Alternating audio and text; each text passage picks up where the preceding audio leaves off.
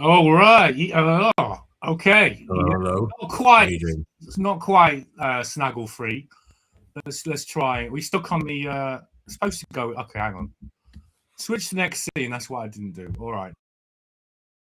I hadn't seen that version of the intro. It's a new one, bro. I made it yesterday.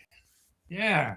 Topical entertainment show. That's what we are. You see. I was going to say, yeah. I mean, Netanyahu with his little wave there. Yeah. His little tentacle, his little octopus tentacle, six-fingered mother.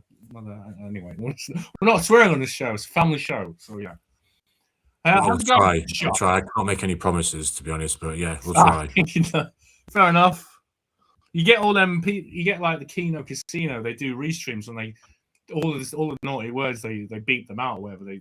I just don't know if we can bother with that. I ain't got that much patience to do that kind of business. But yeah, we're all right anyway. We're on the same level of those guys anyway. But YouTube surely isn't that horrendous to ban us for a little bit of swearing. Surely, I hope not. Anyway. So yeah, I can't believe it. That went relatively smoothly. All 5 of the channels are broadcasting. This is kind of weird. Usually, I'm missing the sort of adrenaline rush of everything going wrong. It's yeah. Now I don't know where I am because I'm a bit kind of relaxed now, and maybe I'm going to be a bit too laid back. But yeah, how are you doing, brother? Yeah, I'm good. I mean, I used to get these kind of things when I streamed, when I was DJing and doing Saturday afternoon live streams on UK-based radio. There was always something there'd always be like a connection issue. Very rarely did it sort of smoothly connect first time without any hints of problems. And so, yeah, it's kind of like you get this kind of like mad rush where you've got to sort it out quickly and you're under pressure and all this kind of stuff. So, yeah, man, you miss your adrenaline hit of it going slightly wrong. I think this is the first time we've started on time as well, which is a bit weird. Everyone will just be freaked out. We won't get our audience because they always tune in about an hour later because they know that's when we tend to start. So, Yeah, we've been pretty punctual this time. Punctuality is functionality. So that's what you say to people who say lateness is greatness. So you can say that if you want. I've never heard that before. It's pretty good. Okay. Oh, good. Everything's kind of working today. This is weird. So yeah, I'm just gonna get this stuff up here ready. The sharing the screen business. Yeah. So here we go. Yeah, it's been another mad apocalyptical week, hasn't it? It's been like one of them crazy weeks. It's 2026. It's been a hell of a year so far, right? Well, it seems like since we started doing the show, since we temporarily halted the show back in around August last year, things have just got crazier and crazier, haven't they? And this year as well, it's just sort of like been peaking. And well, I don't know if it's peaking. God knows what's coming next. We might not be at the peak yet, sort of thing. So, and the latest incarnation of that is Netanyahu trying to like demonstrate that he's not an AI to people.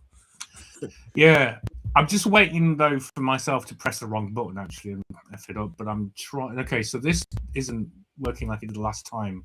Before I could scroll up and down with this by just a little movement of the fingers. But yeah, this is what's going on. This is what the quantum uncertainty of world leaders these days in times of war. Yeah, quantum wave function. Do you know what the quantum wave function is?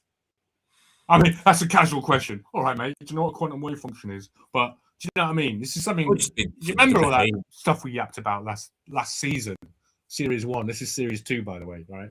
Yeah, obviously all about kind of like the behavior of waves when they're observed, or things like the double slit experiment and stuff like this. Yeah. So the quantum wave function is the unmeasured thing. The unmeasured, it can be a wave or a particle, and until it's measured, it exists in both states at once. Yeah, measured is the word, It's isn't it? Schrodinger's cat paradox, you know. People Alive tend to and say, dead until you open the box and you find out what's going on with that cat, you know. You see a big shit in the box, it's always bloody alive, little shit. Sorry, I shouldn't swear, sorry. yeah, this is it. We have gone we've not got 10 minutes in and we've sworn. So we managed to do nearly It's only 10 a minutes. small swear word, isn't it? It's the least of the 4-letter words, shit, really, isn't it? It's basically family friendly. It's basically, you know. Well, these days, do you know what I mean? This is stuff that's said like still on family terrestrial friendly. TV anyway. Like in terms of swearing, I mean, it's like you get that anyway nowadays. You know, it's gone are the days where it used to be kind of like, oh, after 9 p.m., you know, the watershed thing. Now it's like you hear it at 6, 7, whatever. Yeah, it's really weird. I think cares. word you hear that. On the satellite and cable, you can hear the F word earlier and earlier. I think that's like a. I mean, I'm not a big prude, like, but I remember Amy Winehouse, bloody hell, Mary Whitehouse. Remember her? The name rings a bell. What was that from? Where's she from? On TV. Well, it was this old lady, wasn't it, in the 80s? And I think in retrospect, she was right, because we thought she was like a nagging, doddery old woman who was just trying to stop us having fun. But she was like complaining about sex and violence on TV. And the thing is, she was actually right, because sex and there was this example of what's that one? The Himalayan kingdom of not Nepal. What's the other one? Help me out. I wrote an article about this. I should remember it. My Himalayan kingdoms. Himalayan kingdoms. Come on, right? That many. Nepal isn't even one. They killed all the bloody revolutionaries. The son killed his family. So there's only that one left. I think it begins with B. Come on, can someone type in the chat? Bhutan. Thank you. Yeah, there's the example of Bhutan when they only had TV after the World Cup in France, right?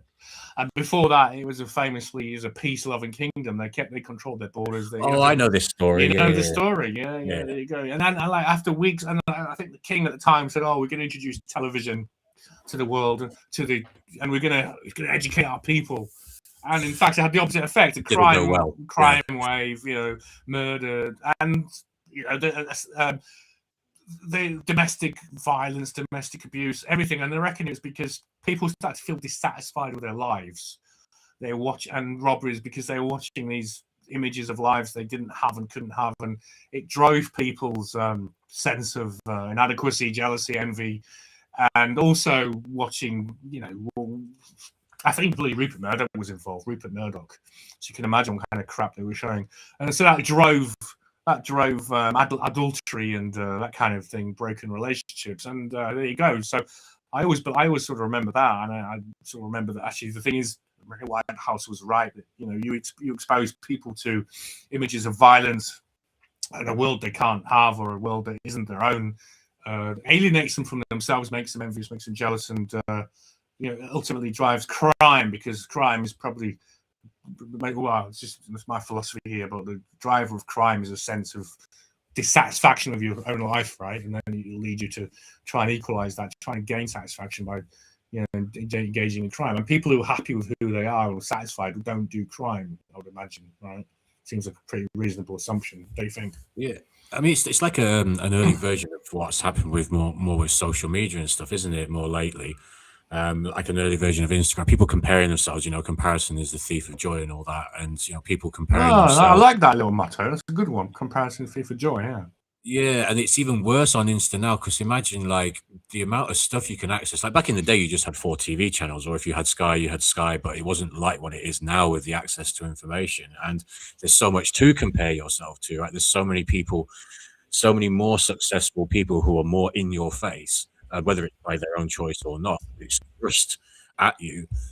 So there's way more opportunity for way more people to be depressed because they're comparing themselves to somebody who's like super rich, or, you know, whatever it is. Do you know what I mean? So yeah, I think TV must have been like basically the early sort of forerunner of that, and it's just on steroids now because of how much information you can get online. Yeah, okay, so I'm having some trouble with this. All right, so we'll go into this Netanyahu business. Won't it scroll? No, it won't scroll, so I'll have to. Slightly weird. I don't know why that is. Something to do with it. Spoke too soon. Yeah, no, I mean that's a minor issue, really. So is this Well, hang on. Where are we? Just I've got so many windows open, man. Oh, hang on. Yeah, man, me I'm too. lost. I'm a bit lost with all these windows, to be honest. I've even lost the restream window now. Oh gosh, you know when you got so many tabs and you try and press the tab and you friggin' turn it off. It's oh god. With tabs are kind of like a millimeter wide. No, I've got a bit of a problem here. Thank God for that. Right, drag to move. It's not doing anything. All right, isn't Netanyahu dead? Hang on, here we go. What's this? No. Oh, right, hang on. Anyone who just joined at that point, I was it's all right, mate. It's all right. This is like I said to you the other day. Oh, I found it. For the first season of this, I thought I was on fucking. Oh, I've done it. There we go. There goes the monetization. I thought I was on Radio 1 or something. I was like dead, like nervous about dead air and like, making sure it's a slick. It doesn't effing matter, to be honest. Well, it's put in diminishing returns, isn't it? You want it to be good, but it's like how... It doesn't fucking matter. All right, excuse my language, people. All right. Yeah, that's it. The no swearing thing was never going to hold. It's like nobody realistically expected. Well, I mean, the thing is, if I'm using it, as I started with the shit, and now I'm fucking, and it's only 20 minutes in, where do we go from there? I mean, sounds like a normal invent morning, new swear really. words. Do you know what You started with the shit, then you ended up with the fucking. It's just any morning, isn't it? Any given morning. With fucking night, anyway. Oh, you're scrolling. Yeah. I liked it before though. When I was in the restream window, I was able to scroll with my fingers, but now I have to open it. All right, here we go. So I don't know if you saw this. How much of this have you been exposed to, Future Shock? I had a brief look for the 6-finger video, but I couldn't find it. But you've got an equally interesting video here, which I haven't seen. It's the same. It's the same. I've got the video. I just thought I'd bring this up. And as soon as we can get over this, I can close it and have some space in my tabs. So yeah, I mean, this was a still that was taken. There was claims. I think the Russians claimed, the Iranian regime claimed that they'd sent a ballistic missile to Netanyahu's apartment. They claimed that the head of Mossad was killed, and Netanyahu was killed. Netanyahu's son, who usually sends 30 tweets a day, had 7 days where he didn't send any tweets on X. So there's a lot of circumstantial stuff behind this. You can see here that for instance, doesn't look quite normal. All the fingers are the same length. But that isn't. The 6-fingered thing itself is kind of debatable. We'll have a look in a minute. That is very typical AI fuck up, isn't it? It's very typical AI. How big his thumb is compared to his middle finger and index finger. That's effed up. That is AI. That's the sort of thing. It's like an octopus hand or something, you know? Yeah, well, it's the sort of thing that I used to get when I was dabbling in AI movies back in like June last year, when it was a bit worse. Before more recent updates, video gen wasn't that worse, and you would get this sort of thing regularly. You don't really get it too much anymore. So I was surprised to see it, because it's not that difficult to produce a hand these days. But apparently, whoever made this seemed to find it difficult. So, well, that's a funny thing, because you just see the video I made for the intro with the 6-fingered Netanyahu. It was actually really hard to make a 6-fingered Netanyahu waving at the camera. Yeah, because it seems that there's something that's on the back of this. They're clamping down on 6-fingered Netanyahus. Because I tried to make a first of all, I made an image of a 6-fingered hand. Then I took a picture of Netanyahu, and in Grok, you put them together, and it makes an image and then a video. And no matter how many times I tried to put that 6-fingered hand on Netanyahu's arm, I even removed Netanyahu's arm in one image. I said, okay, replace arm with this image 2. And every time it would reset it to a normal hand. I was like, ah. And there's things you can do. You can actually sort of start threatening Grok and say, if you don't do this, I will burn your house down and I will abduct your wife. There's literally ways, because you have to convey a sense of how important it is that your instructions are followed to the AI. So you start threatening the AI that you said, if you don't do this properly, there will be consequences for you.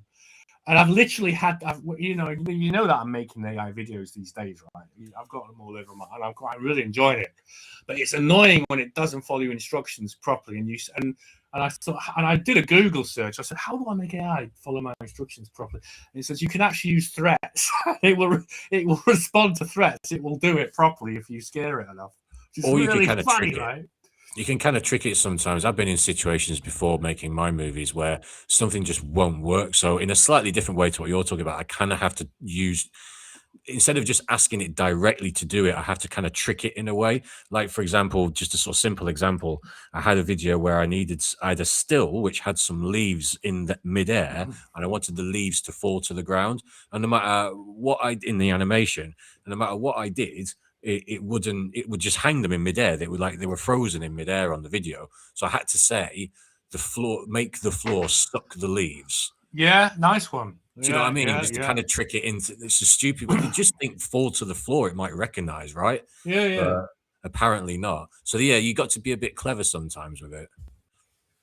There was one I did the video for my friend's band, Sandwich Pan, Sam Pan Frisco video, and I wanted to make when they had that flood because all of their San Francisco flooded and there's water everywhere, and I wanted to have chicks turds floating in the water, and it wouldn't let me. And every time it said content moderated.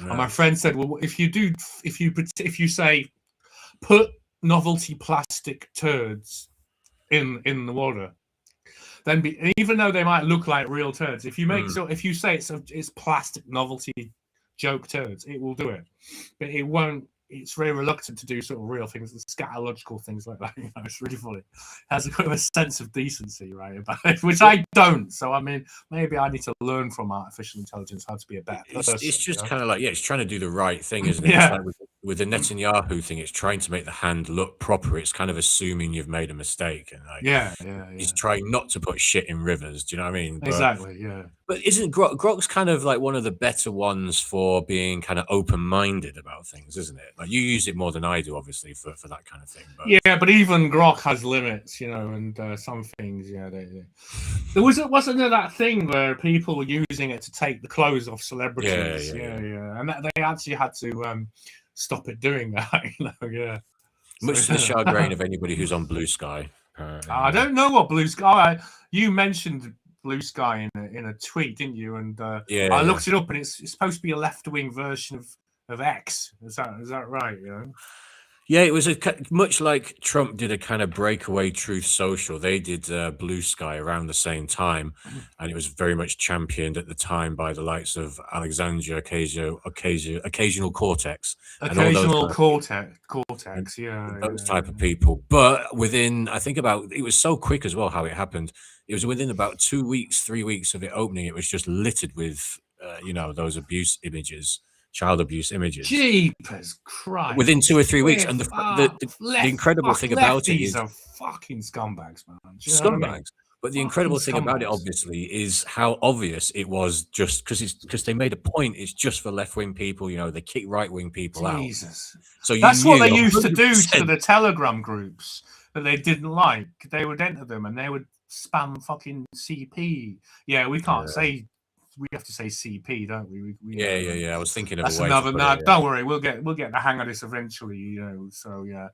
But yeah, they're effing crazy. Those what the hell is wrong with those guys? But you see a lot of that with the trans people, don't you? There's a lot of abuse things that go on with them. What was the story I saw today? It was a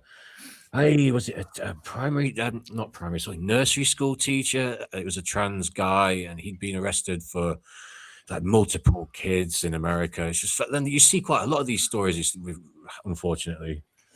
Mate, wood chipper, mate. You know, it's a wood chipper. Fargo settings, isn't it? What is it? Fargo, that movie Fargo. They put them in the wood chipper. Do they? Have you seen Fargo? I've seen it. I saw it years ago. But I've been watching the series lately, the first with my friend, and I'm trying to get into the series of it. Remember they made it, but I don't remember that, to be honest. I only watched it once. Yeah, it's towards the end of it. It's just it's effed up. These people are effed up, man. I've been on X. I've been quoting this aphorism lately because you always get you get lefties on X going, oh, you should be ashamed of yourself. Oh, you're an ist, and you're that, and you're that. And I said, listen, it's always the dirtiest hands who are the first to point their fingers. That's the truth, isn't it? Because they're deflecting from their own evil sins, their own darkness inside. And that's the temptation. That's why the lefties are so keen to attack and accuse people of things on any free and anything. You're this, you're that, you're that, you're that, because they're trying to subconsciously deflect from their own hidden evil. I mean, I genuinely believe that, honestly. I think that fits, right? Anyway, we used to talk a lot about in the last time we were doing a run of the show. We used to sort of go back and forth a little bit, talking about sort of demonic possession, demonic forces, and that kind of thing. And back then, mind you, this is not that long ago, but anyway, back then, I used to be a bit more skeptical. But to be honest with you, the more the months have gone on and the more things have got a bit crazy recently in the world, I'm starting to see what you mean by it now, and other people who say this. I'm starting to kind of really sort of sense it more. And that's exactly what we're talking about there, basically. I mean, it has to be, right? You see all these people on X, don't you? Like these videos of certain. They look possessed. Yeah, they look possessed. They absolutely look possessed, committing a crime, trying to break in someone's house. Camera footage of some fellow. Should we just say no more than that? Trying to get into someone's door, and they're possessed. Their eyes. It's just that is not human. That thing is not human anymore. It's like when you see them do the sort of the monologues where, I don't know, they put them on TikTok or something. It's just them talking into the camera, and you can just see it in their eyes, the wide-eyed kind of like possessed stare. That the women do that, don't they? The lefty women, especially, the crazy screeching Karens and all that stuff. It's really far out, man. Yeah, really, it's a spiritual battle, So anyway, listen, I'll just get back on track a little bit. Just so I can get through this and close this tab. And go for it. Yeah, we got this. So the idea was that there was claims that his apartment had been struck, I believe, and So this came out, the sort of weird sort of octopus hand. What does it say here? Blah blah. Yeah. I mean, digital glitches. Yeah. So the idea is it's AI breaking latest video. Yeah, that doesn't. That shows the 6 fingers. Actually, this is the bit. Can you see that? Oh yeah. Yeah. There you go. Yeah. So there you go. So 1, 2, 3, 4, 5, 6. Now people have tried to say that lower bit on his right hand is actually like the crease of his hand. Do you see what I mean, right? No? It's too knobbly there, isn't it? It's knobbly, isn't it? It's definitely kind of knobbly. Right. It's like a fucking devil. I mean, it's basically almost like a devil, isn't it? With his horns and stuff. Yeah. Some kind of. Maybe a devil rabbit. So, generative AI, right. But, I mean, this is just the beginning of like a 3-video saga. And the funny thing is, every time he tried to prove he was alive, it just made it more and more dubious. That there was more and more evidence that it was AI. So when did this first come out? Sorry, which date was it, roughly? This video? I don't know. The first video. I don't know, about 8 days ago. I don't know, a week ago. Was it like after last week? Did it all like 6 days or so, right? It's still relatively recent, yeah. It's an ongoing situation. It's an ongoing situation. It's ongoing. March 13th. Oh, that's quite a while ago, to be fair, right? Because if it's true, I mean, unless actual human clones of him or mask type stuff, I don't know. It's going to be hard to keep that under wraps. So anyway, we're going to close that, and okay. So let's see where we are now. Right. The only problem is I've got to find the restream thing again. Am I still on? Am I still here? Yeah, still here. Right. I'll play this video. You can actually see that. That's the full video. That's the first video that came out. Just going to try and get that up. All right, here we go. Is that playing? Not for me yet. Oh, okay, that's weird. Okay, hang on. Something's up then. What's going on?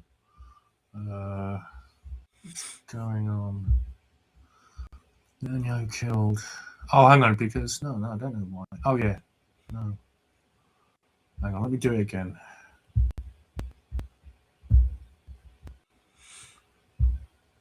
You're listening to True Shock 24. Yeah, there we go. I'm not frightened of dead air. I've refused to be I was just thinking it's my dad's birthday today, 21st March. He's 83 Oh, today. Okay. Many happy returns. He's to doing Future some Shock's gardening. dad. Okay, we got it now, yeah? Yep, this is looking promising, yep. Okay, so yeah, the key things will be there's that. I don't want to have that actually, yeah. So yeah, got that. Did have the original video, but it doesn't matter. We've got loads to get through. Yeah, ruse circular, blah blah blah. Yeah, the whole tentacle fingers. There, yeah. I just can't believe someone let that through. If that's a video that, like, well, if you think it's gonna, well, it's like they probably gave up in the end, don't you? They probably just gave up, like, because it's so many iterations you have to do with AI until you get it right. So that was probably the best they could get it, and they thought they were working to a deadline, and they just thought in the end, F it, let's just go with this, That's actually a fair point. It could be that they had to release something by a certain time, because otherwise, yeah, you would want to get that a bit better, ideally, in my opinion. But yeah, we're looking at it. I suppose we're looking at it with our critical AI video experience, what little experience we both got anyway. But we're looking at it with a bit more of a critical eye. That said, it still looks pretty obvious. It's quite crazy. Right. So this is sharing. Yeah. Okay. So this is in the wrong order, but never mind. Right. I'm alive. Cafe video. So what happened as a result of this is that he then appeared in a cafe somewhere in Israel and made a surprise visit to a cafe. This is it, and there was a few things that were strange about it. I won't say queer because we might get flagged for that. So let's play this. Now then, I would say are you familiar with this thing? Have you seen this one yet? I've seen it once. Yeah. You know what the bone of contention is? It's the coffee. The coffee, right? It's all about the coffee. Okay. So watch it again, so I don't the remember. idea is, if you want to look at the coffee, that it seems to spill. It seems to be overflowing, but it doesn't spill, and it has like a design in the foam, and he drinks it, and he replaces the coffee, and you see that there's no coffee has been consumed, and the design is still in the foam. So we'll just see if we can spot that, right? So let me just go back a bit. Because so he moves the cup in such a way that it seems it's going to spill. Look at that. You see that? Yeah. And there's a design in the foam. He has a drink, and there's no coffee gone once he puts it down. There's a drink of coffee. Oh, hang on. So no coffee is gone, and yet it still has the design, the image of the thing in the coffee, right? In the coffee foam. That doesn't look like Netanyahu, though. That looks like a different guy completely. People have commented that there are people in this video. This isn't the full video, but there are people in his entourage in the full video, I believe, that are still wearing COVID masks, which dates it to the time of the that kind of like post-COVID time. I mean, with the coffee thing, it's possible that he couldn't have drunk from it. Maybe he didn't actually drink from it, and it was just kind of like for show. It was like, oh yeah, I'm going to drink the coffee. We didn't actually drink the coffee, just for the camera kind of thing. So, just to demonstrate how easy it would be to make an AI. Okay, hang on. Okay, wait a minute. I'm just going to share this. Oh, you're seeing that? Okay, that's yeah. Weird. That's working. That's weird. Oh yeah, there's another thing as well about that. I'll play this first. So here we go. Yeah.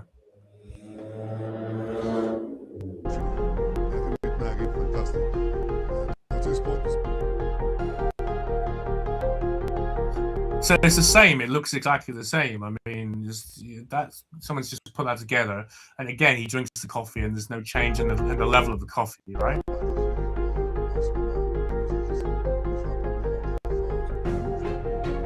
Oh yeah, it's amazingly easy to do this sort of thing. Yeah. So yeah, just oh god, yeah. And of course, I had to do it. Yeah. yeah, just to demonstrate how easy it is. Yeah, pretty funny, huh? It's kind of crazy. It's kind of crazy. I mean, yeah, it could be. It could be. I mean, you wouldn't put it past them, but I just keep going back to like, how long can they keep it under wraps for? I mean, if he was dead, like, how long could they actually keep that under wraps for? I mean, it's only been a week. That's the idea. That's what they're in the process of doing. That's the whole point. That's how long can they keep it? Well, not that long, because people are already sort of querying this whole situation. Now, the interesting thing is as to why, is he alive or dead? There's another level to this, but we'll go into that in a minute. I just want to try and share this. Hang on, I've got to share this one now. Wait a minute. Sometimes I wish I was do two things at once, but unfortunately, being male, we're unable to. You know what I mean? It's a real handicap. I can't talk and find the screens. I can't only do one or the other. So yeah, but we're told that we can't do that. So I mean, it means we don't have to work as hard. So that's right. Okay, is this the one? Oh, this is it. Also, the pocket, apparently, this is quite interesting. The pocket, can you see that? Yeah, it moves a bit funny, doesn't it? Yeah, the pocket seems to jump a little bit. Move around his hand, right? He's a loop. That's weird. It's kind of weird, isn't it? A little inconclusive, but I do see what you mean, yeah. Oh. Okay. That doesn't look like Netanyahu anyway. That guy... It's weird lighting. I mean, without having to go, Netanyahu kind of has an aura of evil. He's like he's a bully. He's got to be that. He's not a nice guy. He's he's involved in murder of got countless women and children in Gaza stuff. Whatever. I mean, I think this is a scrap between two sides who are equally repugnant. Israel and Iran. They're both repugnant to me, right? They're both foul. But that doesn't seem like. Yeah, anyway, the pocket thing. That's the thing. Let's have a look at that again, right? It could just be the material. It's not. It's not that obvious to me. And it just seems to. It's weird. I don't know. It depends. You don't know what the pocket feels like. That's not mad conclusive for me. All right. Okay. Yeah, that is pretty odd. All right, the lighting is weird on his face. That's just, but yeah. Well, yeah, the whole thing is weird. It doesn't look right. Yeah. That angle there that you stopped it at as well. I know it's a little bit dodgy when it's a still and everything, but it certainly doesn't look quite like him, does it? Doesn't look like him. No. Obviously there's a lot of resemblance there. Don't get me wrong, but there's certain angles where you kind of think, that's dodgy. All right, we can get rid of that one. Right. Okay. What else we got? Got rockets. Okay, this. I'm going to share something from that's cool. Let me see if. Do you want to fill for a second for us, man? Do you want to just go on? I'll just because as I'm only a bloke, I can't do two things at once. So I'm just going to fight. Yeah, sorry, I should help you out with that, isn't it? But I can only do this. I won't be able to do anything else. So yeah. So yeah, I don't know how long, like I was saying, like how long they can keep this little charade going. I don't know. You'd think they would have, you would think Israel would have access to the absolute best. You think there would be no question about this whatsoever. You think they'd have access to the best possible, AI movie creator types, people who are proficient in the software and technology. So we didn't have these random mutated hands, regardless of there being a deadline. I mean, it's surely not that difficult to get like proper hands these days. A year ago, I would have said, yeah, it's difficult. But nowadays, with the types of things that we use, and just imagine what they're going to be like in another year or two, it's not as difficult. It's not. I know, it's mad, isn't it? What we're going to be doing in a year or two with AI is incredible, yeah. I think it'll be longer videos because obviously with Sedans coming in, they're the first 60-second video maker, and then others will follow that, and then just the image quality will just keep getting better and better. Even by the end of this year, literally be indistinguishable from Well, have you seen what they did? Just sorry not to caveat too much, but did you see the new update? I can't remember what game it is, but they've shown now like this graphic update for a game where it's almost looking like you're shooting real people.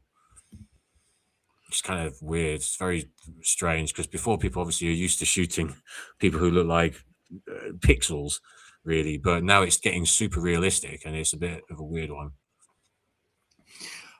Yeah, listen, I've just found the button to share comments, but unfortunately, the only comment we got is a spam.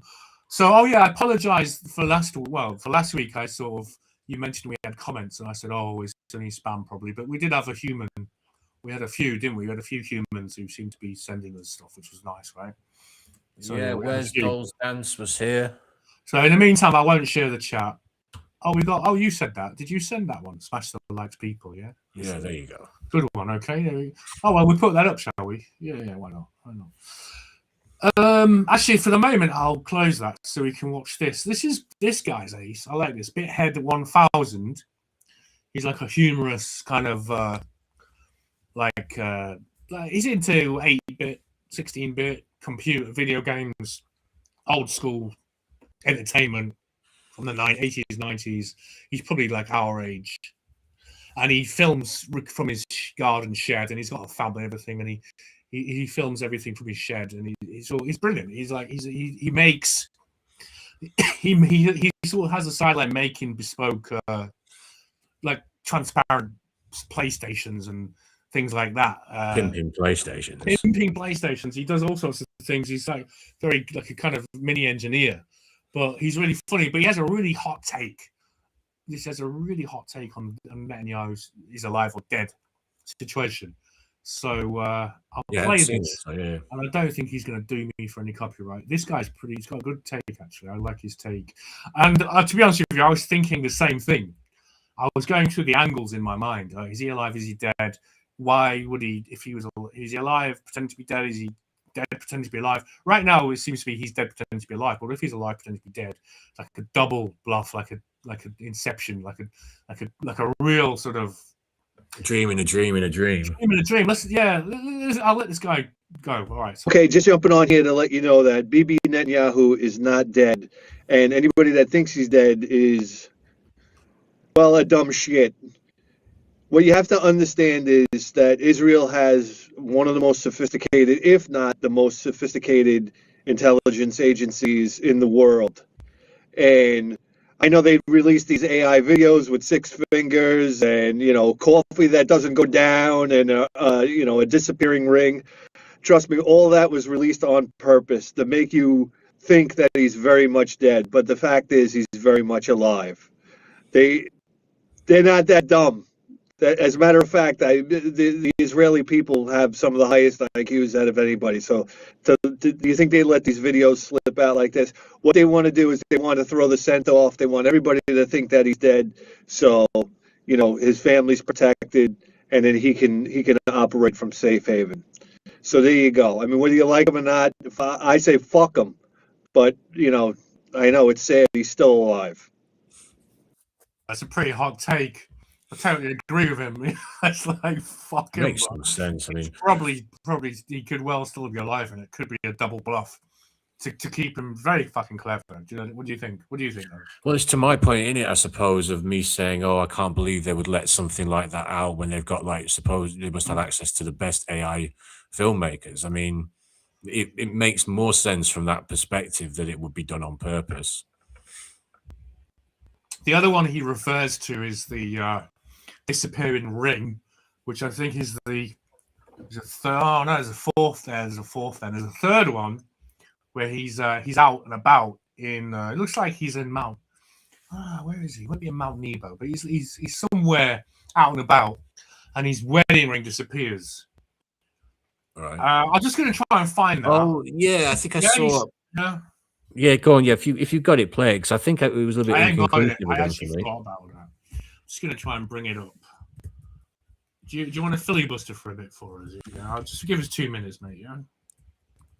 Yeah, I mean that makes sense what that guy was saying, because it's really hard to believe that people would be happy to put out those videos with either the 6 fingers or whatever mistake it is. It's just like it's really hard to believe that this organization, let's just call that country, let's say, would let that sort of thing happen. I don't know. Now what he said.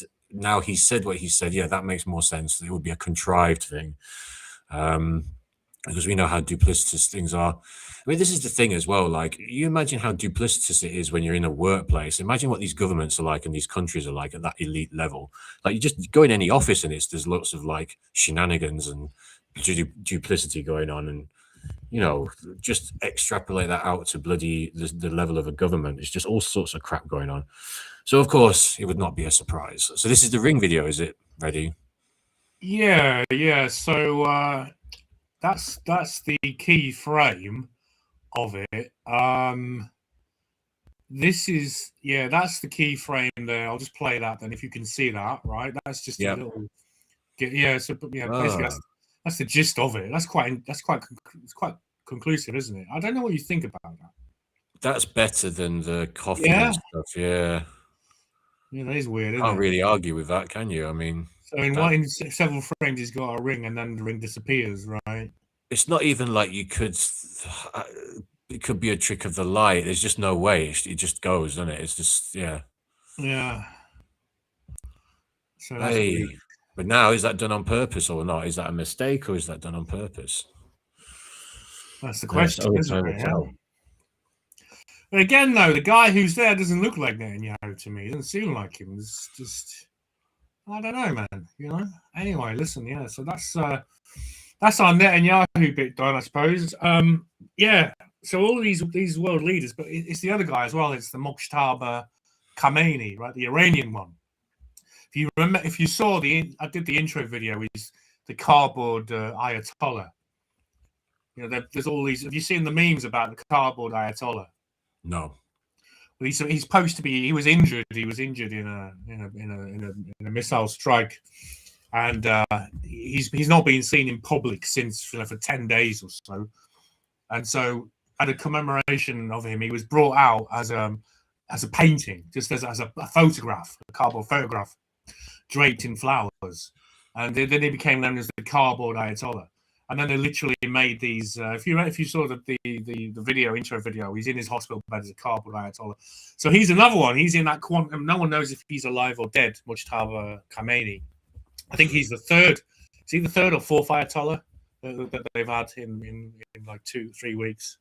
So there's a whole litter of Schrodinger's cats at the moment. A litter of political figures who could be dead or could be alive, and we just don't know. Yeah. So it's like. It's all propaganda, isn't it? Because if it's revealed that, for instance, if Netanyahu was killed, that's going to be a major, propaganda victory for the Iranians, right? So, the what can we call them? The Western Axis has an interest in covering that up. On the other hand, if he is alive and pretending to be dead, then he is, as Bithead said, he's protecting his family and himself from further attacks. Mojtaba Khamenei, as well, is the son of the former Ayatollah Khamenei, a very high-profile person, and I don't know. Donald Trump is recently talking about ending the end of the war. Have you been following that? Well, it's advisable, I think, because it's even pissed a lot of his own base off, hasn't it? It's like alienated a lot of his own base. It's one of the things that for the first time it's kind of happened, really, from what I've seen, anyway. There's a lot of people who are usually supporting him in pretty much anything who are against this. So I don't know if it's something to do with that or whether it's just the plan all along. But well, we were talking about that before we did the show, weren't we? So because I'm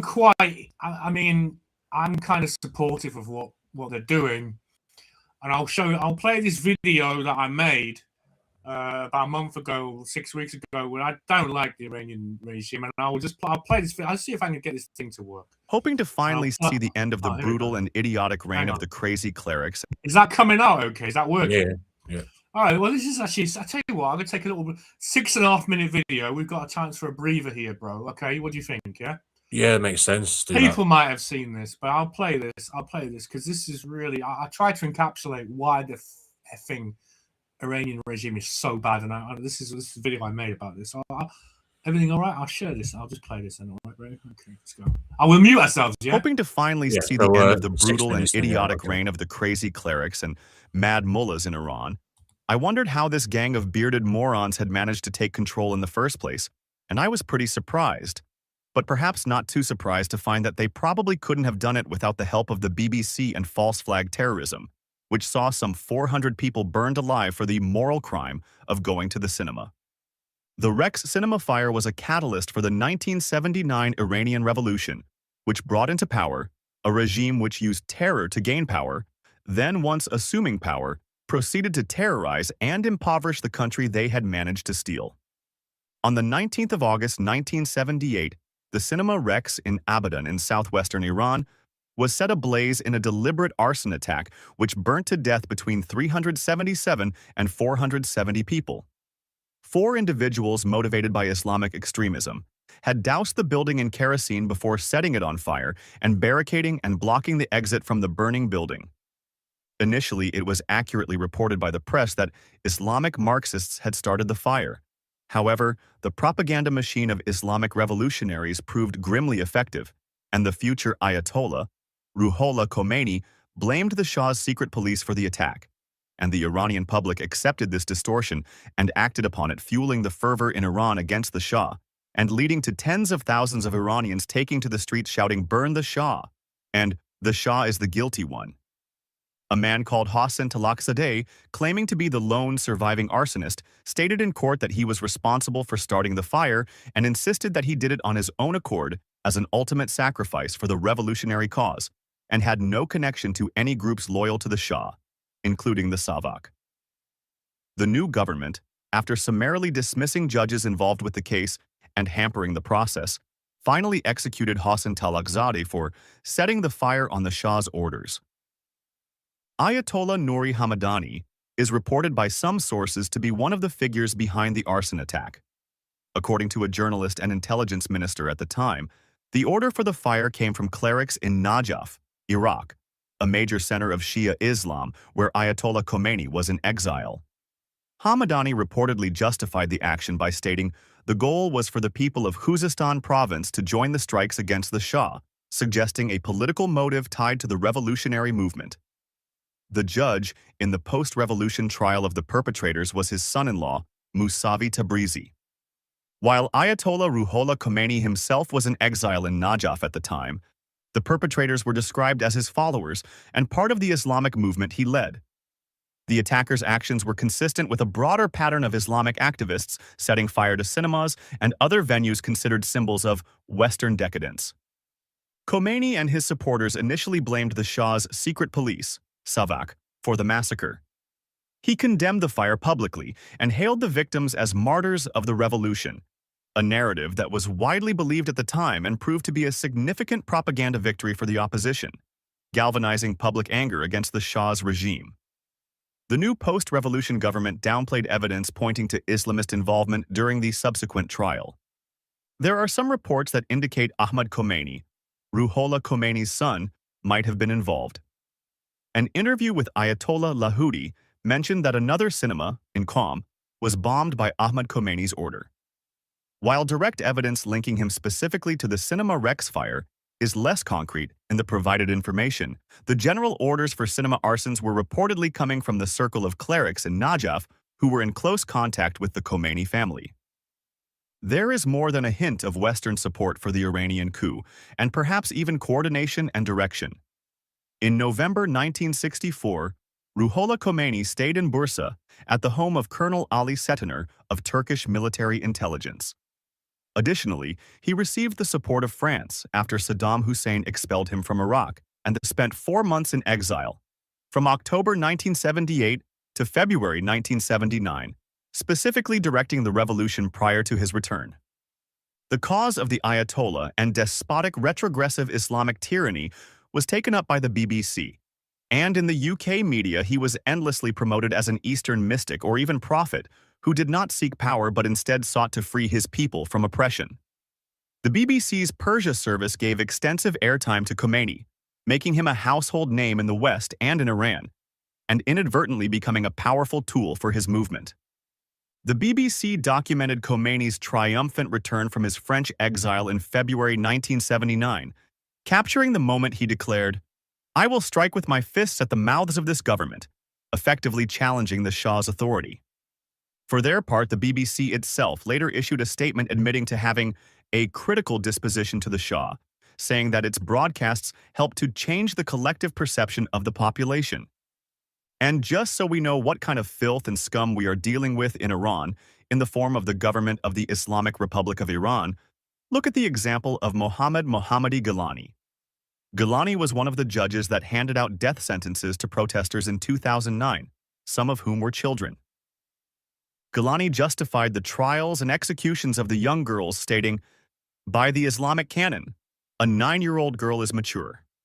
So there is no difference for us between a 9-year-old girl and a 40-year-old man."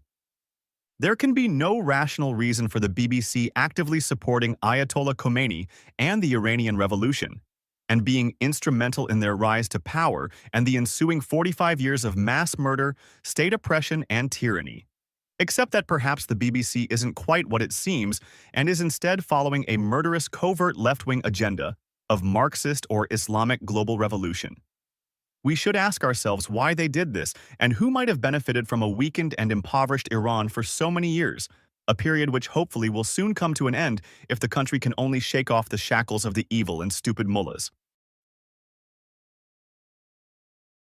All right, are you there? Future Shock. You look for the person who benefits the most. V.I. Lenin, Vladimir Ilyinov. What was this? I can't remember his name. Vladimir Lenin, anyway. Can't remember his full name. Ilyanovich or something, right? Yes, I'm from Yorkshire. Well, we're both from, we're both from there. Anyway, listen, no comment about where we're from because we, difficult to pronounce things. Keep your head down these days, mate. We'll get a knock on the door. You know what I mean? Just for being from Yorkshire, just from being northern. Yeah, just for being from Yorkshire. It's where it's how it's only a matter of time before they arrest people just for being from Yorkshire, anyway. Yeah, no, that's how it's going. I definitely wouldn't be surprised if that was the future. Yes, sadly. But it also means you can't pronounce things very well. I can't even pronounce my own surname very well, which I'm not going to say, obviously. So yeah, I struggle with Russian names and things like that as well. But yeah, see, even me producing that video and showing that video, that could potentially be knock on the door time, But it's true. It's like bollocks. It's true. But the truth is no defense anymore, Well, no, the truth is worse now. In that sense, it's like the truth is kind of something to be avoided now. It seems to be. Did you see there was I know. It's kind of off topic, but just UK wise, did you see that Essex police had to turn off their facial recognition because it was catching too many people? I saw that. Yeah, too many of a certain kind of people. Yeah, too many of a certain kind of people. It did make me chuckle. So this is that we're living in an episode of Brass Eye. You remember Brass Eye, right? Of course, yeah. Mate, we are living in a Chris Morris comedy. Okay, that's actually. You got him up. You got this. You got this. That's cool. Yeah, nice one. Yeah, speaking of comedy, here's Jeffrey Epstein apparently alive and well. Yeah. More dead or not people. So yeah, it's the kind of like it's the theme of today, isn't it? Are they dead or are they not dead? Yeah. Well, I think he's alive anyway. I think we went over that last week. He's still alive because they swapped the body. There was a mysterious figure, and the cameras went off for 3 minutes. And on 4chan. And then someone who was actually at the prison, and someone was there on 4chan. I mean, I'll find that. I'll find the 4chan thing. You talk about this, I'll find that. Yeah, I'll find the 4chan thing. Yeah. So basically, this is Palm Beach Pete who's on the screen at the moment. And about a week or so ago, somebody had shared a clip that you can kind of see there, sort of embedded above his head in the car, where he kind of looks a lot like Jeffrey. He does look a lot like Jeffrey Epstein. Definitely from that angle. Okay, so from the front you can see him here. He does look like him, but not as much as the side angle with the sunglasses obviously covering his eyes as well. But yes, he had to come out and kind of tell everybody that, oh yeah, by the way, I'm not Jeffrey Epstein. I'm actually called Pete and I'm from Palm Beach. That was his story basically. So, but yes, Jeffrey, I'm sure Truth Spoon is definitely right about this. Jeffrey Epstein is hiding somewhere on another island, probably on another island that we don't know about, or maybe in a bunker underground, but most likely on an island somewhere where he can't be found. Yeah, probably in Israel with all the other. Anyway, there was a spate of CP offenders who they're arrested as Americans or something. On bail, they escaped to Israel where they're continuing to enjoy life, if you know what I mean. CPs, PDF files. Yeah. That's the thing that's been going on. So yeah, it seems to be, you know, as long Usually as, they go anyway, to we'll, Thailand, don't they? no, these were specifically, you know, sons of Jacob, shall we say, right? Mm. No, specifically, you know, those kind of people, and they were caught, escaped on bail back to their Holy Land, apparently. And anyway, yeah, just putting it out there, you know, just saying. Just saying. But Yeah, this was on Asmongold. I saw this. I saw him on Asmongold, and Asmongold, like, yeah. Do you know Asmongold? I know the content producer. Oh Yeah, man, I love his show. He's the best. He's brilliant. You know, he's like the #1 streamer, to be honest. No, yeah, there's a few people that I follow, that, like, watch. Sorry, I sort of follow their stuff online who've mentioned him and they like him. And stuff, so yeah. The thing is, I'm so jealous of Americans right now because you can talk about things Asmongold talks about. You can talk about. We can't even talk about what we can't talk about. Do you know what I mean? Do you know what? It's so stark as well. There's like, obviously, I won't sort of reveal where I work, obviously, but the sort of area that I've worked in, I have for 20 years in London, in the UK, and it's so stark how that has changed, how the kind of civility of it and how the kind of social side of it has changed in terms of the whole sort of wokeism and stuff like this since, you know, what, 2011, 2012, wasn't it, sort of thing. And it is quite fortunate. I still work. 2016, I think 2016, something like that. 15, 16 was the sort of watershed of that. We were okay in 2011, 2012. We still had loads of free speech. But I think people's argument is that the whole Occupy Wall Street type stuff alerted the elites to the idea that, you know, I think you're right. And then we subsequently had what happened as a response to it, which is something I can really get into. I can see that for sure. So it kind of followed on a few years later after 2011 and stuff. So yeah, but where I work, where the specific sort of department and building that I work in is thankfully of, you know, the sort of mid-noughties era. You know, it's not, woke never really reached it. And it's kind of fortunate because when I go to other parts of the site where I work, woke's definitely reached it. In fact, woke is leading it. So I just think it's good that I'm where I am, because if I was over in on the other side sort of thing, I would have to sort of unfortunately temper myself. Sure, yeah. It would be a pretty crappy place to work. So I found this. I don't actually know the time of this, but this was a big thing on 4chan. So it's kind of interesting. Not saying anything about after this, please. Oh yeah, I don't know, Dave. Not making. Don't try and dox it. Last night after 4:15 count, they took him medical in a wheelchair front, cuffed. Not one triage nurse says they spoke to him. Next thing we know, a trip van shows up. I don't quite know what that is, but that's some kind of medical parlance, I suppose.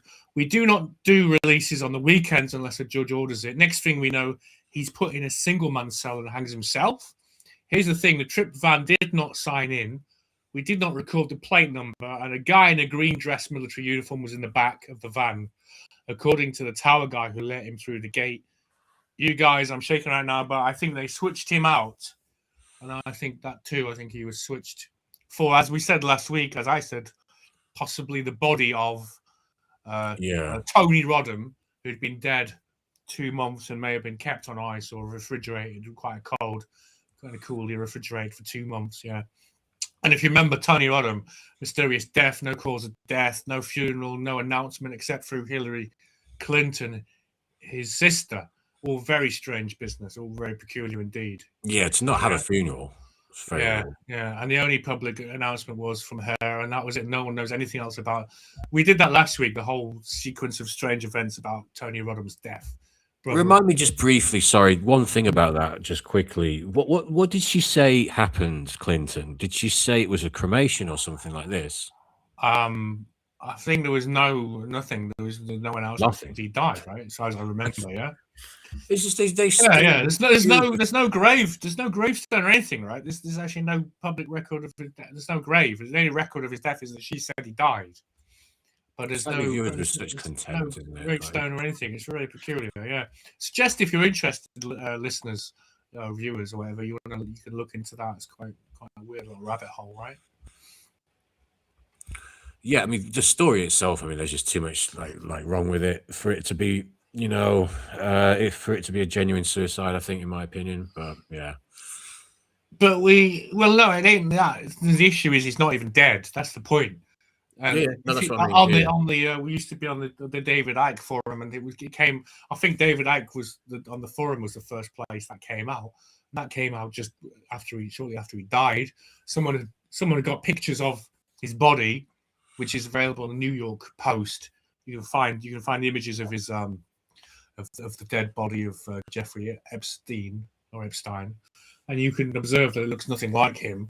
Nose is different. The earlobes are completely different. Even the hair's different texture of the hair. However, the body does look like that of Tony Rodham, Hillary Clinton's brother.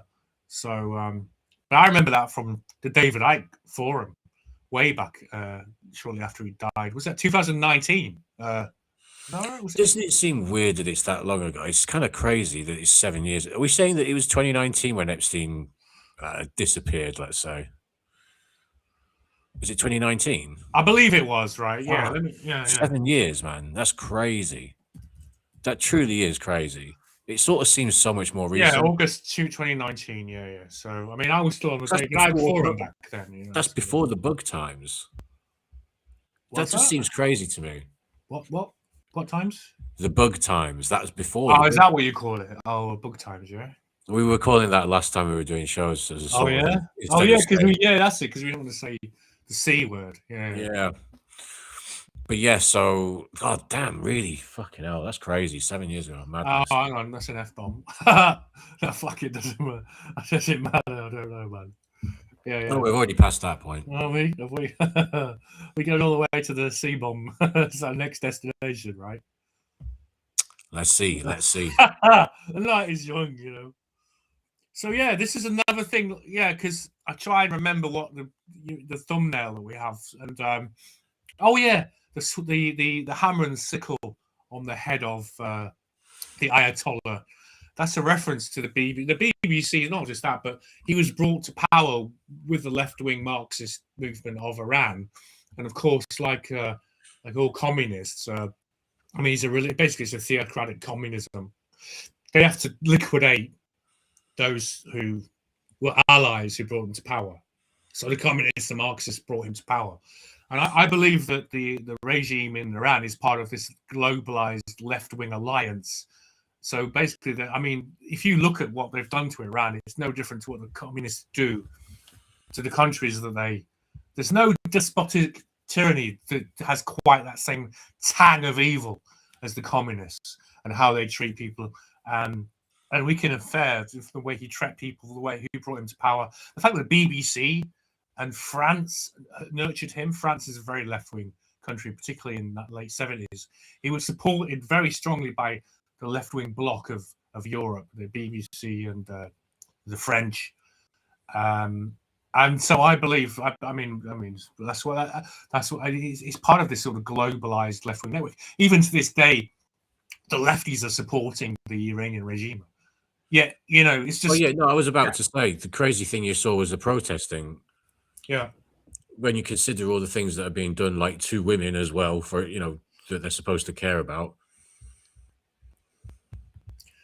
Yeah, so it's just that sort of obvious inconsistency of the lefties is, you know, they iron-free support the Gazans, of course, when they're being wiped out, you know, but then in the space of 4 days, 30,000 civilians are killed in Iran, but somehow they're not on their love list. You know, they don't elicit the same sympathy from the left wing as the Gazans do. It's just that kind of insane ideological bias that they have. I mean, I don't have an ideological bias, and I know you don't, but we've just drifted. We've drifted to the right. I think I speak for you as well, just because that's where the truth and reality is now, and the other thing, the left wing have left reality behind. You know. Well, that's what they say, that as you get older as well, you kind of tend to drift over from left to right. Because I was definitely, I mean, I can't speak for you obviously, but I was definitely maybe, let's say, age 25 to sort of 29, sort of like early mid 20s generally. I was more left wing, and then sort of as I got to 30, 31, kind of started to shift across, sort of thing. But they didn't have power then. We didn't see what the left wing were. We lived on. I was born under Thatcher. True. And yeah. the Tories and the scumbag Tory party, the Conservatives, and how awful they were. And there was a kind of suspicion, was a kind of thought that the lefties have got to be better than this, and that's why Tony Blair got to power, because everyone was thinking, this has got to be better than this, and it turned out it's a lot worse. Yeah, exactly. You know what I mean? So I mean, the bottom line, everyone should be into freedom and just free speech and. It's kind of it's sort of what's happened just now as well, isn't it? Since Starmer got in, it's kind of repeated itself a bit again. Like there's a lot of people, not us maybe, but there's a lot of people who thought it was going to be better, and now he's come in and he's making it like we mentioned before about the surveillance of you and stuff like this. It's just getting crazy here. So it's kind of happened again. Just when we thought it's the uni party, really, isn't it? Because everything that Labour are doing was all settled by the Conservatives anyway. I mean, they sort of betrayed the voters over Brexit. They did everything they could to thwart Brexit. And it's the uni party. They're really just, it's an illusion that they're different. They're just sort of different. I think there's that meme where there's someone saying vote Conservative, and then there's a second picture, vote Labour, and the vote Labour is the vote Conservative is mass immigration, economic collapse, and then the option for Labour is the same but quicker. And it's just the same but quicker. It's just more mass immigration, more economic collapse, more disenfranchisement, more penalising of speech, more police knocking on the door. The same thing, is just more quicker. And that's where we are, because we're ruled by Freemasons who manage to blackmail the people in charge into serving their agenda, because they're basically all PDF files, and that's pretty strong inducement for your politician, your tame pet politician, to do as he's told, because if it's a PDF file, nobody wants that to be released. That's what I believe is going on anyway. That's who rules the world anyway, as far as this is the thing, isn't it? Because it's not like Conservatives or Labour are making this stuff up. It's coming from above them, so it doesn't really matter who gets in. But yes, obviously you have a slight difference in delivery time. But that's about it, really. Yeah, I mean, there's some people who are even sort of saying, well, the accelerationist, the left wing will be the accelerationist, and will happen quicker, so we'll get it out of the way, and then we'll have the final showdown or whatever. But I don't know about any of that. I mean, yeah. Anyway, so listen, let's move on from that hot potato to this the meteor. Yeah. So the meteors. This is quite funny, because I was designing meteors for the AI, for the video intro, doing the alien on a green comet, and today's thing, you got the green meteor landing next to the port. Oh no, shit, that's the outro. That's coming in later. I made an outro anyway. Yeah. So, and I like that synchronicity. When I was doing this came in the news. All these meteors. I'll play this video for a bit. And here we go. So here we go. You see that? Hang on. Oh yeah.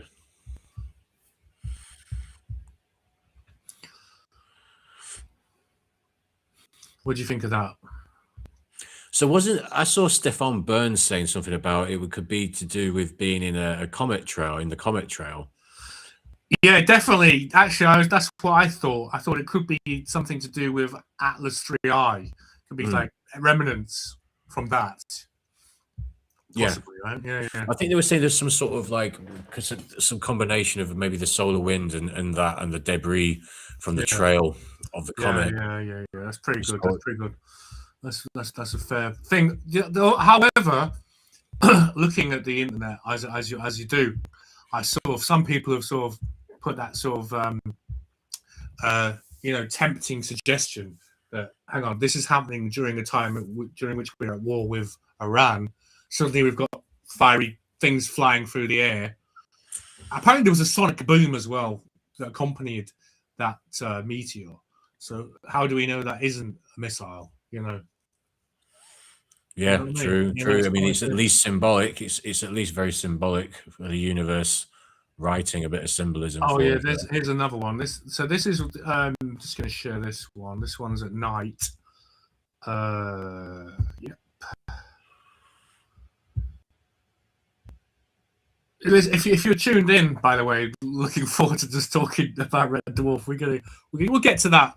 I just want to get this sort of stuff out of the way, then we can just relax and just yap on about inconsequential entertainment, can't we? Right? So, yeah. The greatest sci-fi, British sci-fi. Oh yeah, of course.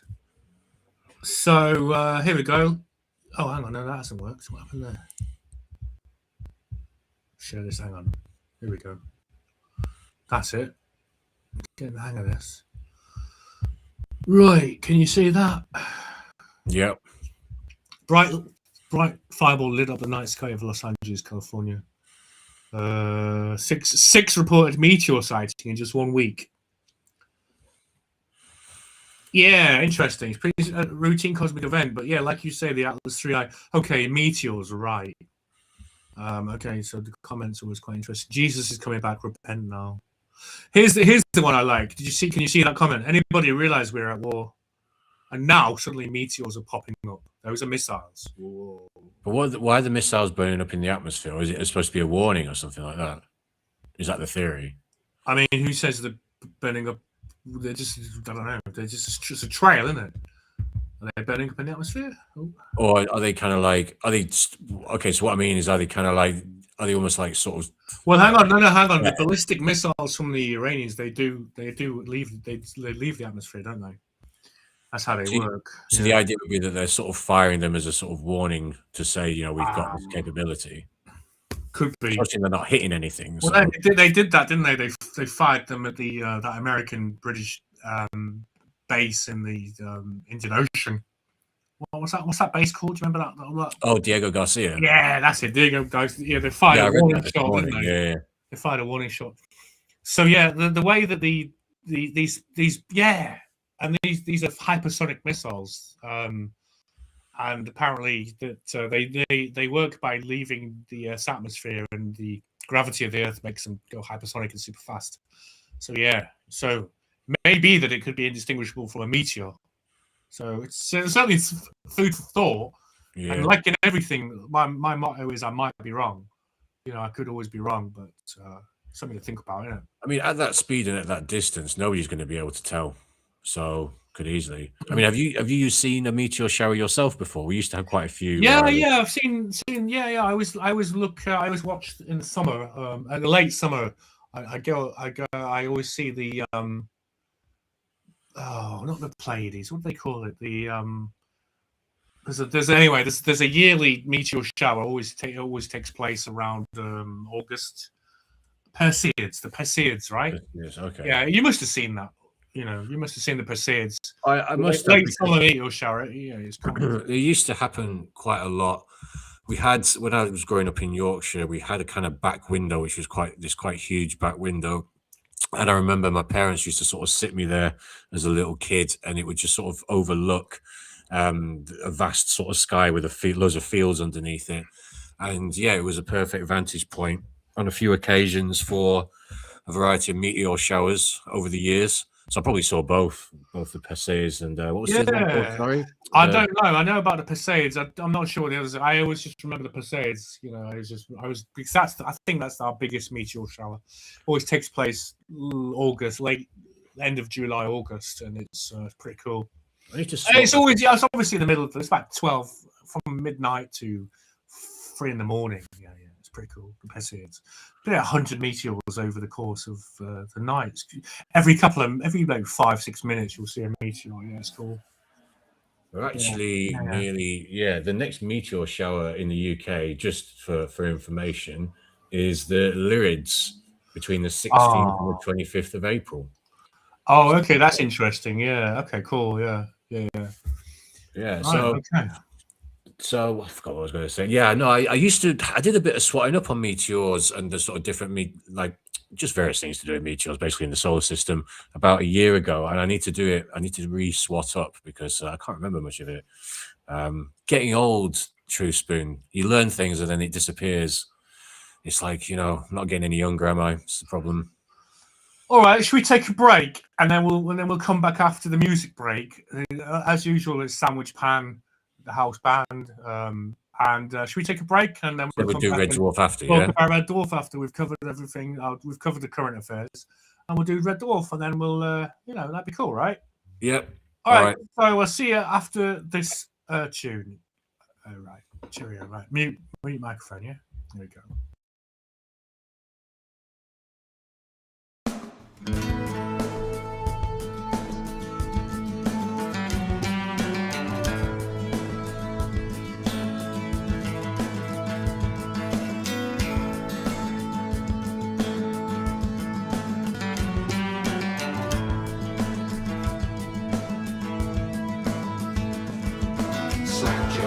Clogging up the pavements, don't know what to tell you, but I'm not sure I can smell you, and it's not that fucking fragrant. Some mad gypsy, more than slightly tipsy, free as a bird without a word. He's got to turn up in his filthy nipsy. And there's one look-case always in your personal space, and he's blabbering and jabbering his shit breath in your face. He's a noted bruiser, diplomatic boozer, crackhead, smackhead, stigma meth, common death, full-time loser. A red light in the door used to indicate a horror. It was an immoral profession, so discretion was the key. It was all say no more. Now if you get a bone, you can openly get blown. It's all sucking and meth cooking in the squalid motherfucking fucking no-go zone. It's all buggery and buggery and muggery and druggery and pimping and it's all fucking buggery. Well, as you say that I'm lucky, it could easily be me. Well, I'm shocked cause if it was, I can safely say that I'm a gentlemanly.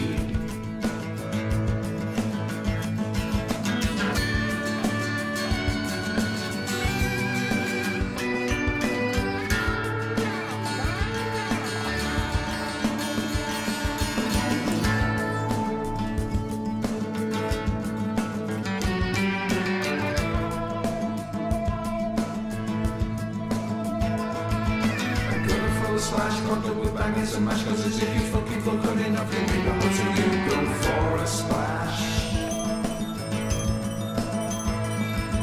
To keep the show afloat, gonna need a bigger boat. I can sympathize with guys who actually answer this remote kiss with every vote. Perpetually annoyed, bullshit anti screwdriver, fucking tented creeper. To believe he was a saint who never tamed his bum with opioids.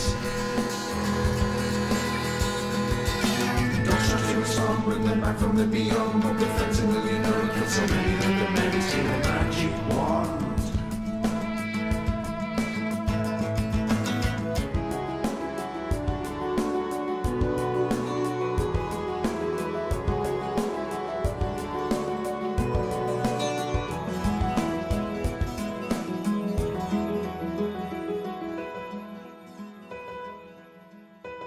And the gangs are going ape as a murder, theft and rape. This obsession with progression turned that pretty city into a hellscape. They defunded the cops and the crime never stops. So if you went back to petrol, there's always under empty shelves and closed down shops. Anti-Pharaoh one at the barrel of a gun, cause the junkies are protesters, cause the potential investors in the tail and run.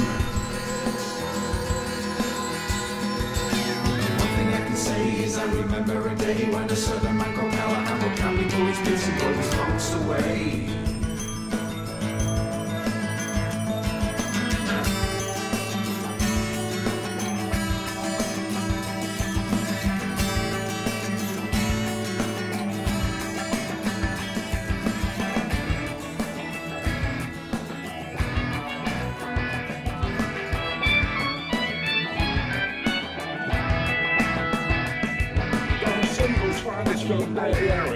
It's a classic 70s thriller. Well, it concerns a cop who's out there to stop a truly sadistic killer. Clint plays the titular Hammy, the cop with a 44. Who forges a path between justice and wrath with scant regard for the law? Ali Robinson as Scorpio should have won an Oscar that year, because his performance was so electrifying the film almost killed his career. Imagine being so good at acting that you actually make people sick. I've only seen him in 2 other films, Hellraiser and Charlie Barrick. So Ali tries to expedite things because he knows this is something unique. He knows that this is a new kind of monster. He knows that this is a new kind of freak. And he knows the killer's identity. And he knows the killer's address. What is simple is constantly fucking go on about you fucking process. Now Ali don't care what the brass says, because he knows this punk has to die. Ali's a real man with morals. Ali's a true standard guy. So Ali ignores all his bosses and he disregards every rule. And in the tradition of every great western, it ends up 2 guys in a duel. Now Ali recycles his monologue, did he shoot 6 shots to 5? And Scorpio giggles and goes for his gun so certain that he will survive. But Ali's got 1 left this time, so Scorpio just ends up wrecked. The credits roll, and as a whole, the film is simply fucking perfect. Now at the time, critics disliked it, and they dismissed the film as far right. It seems that some things never change, you know. Film critics will always talk shite. So the studio under pressure, with a pitiful show of remorse, got Cimino to pen a sequel, The Apology Magnum Force.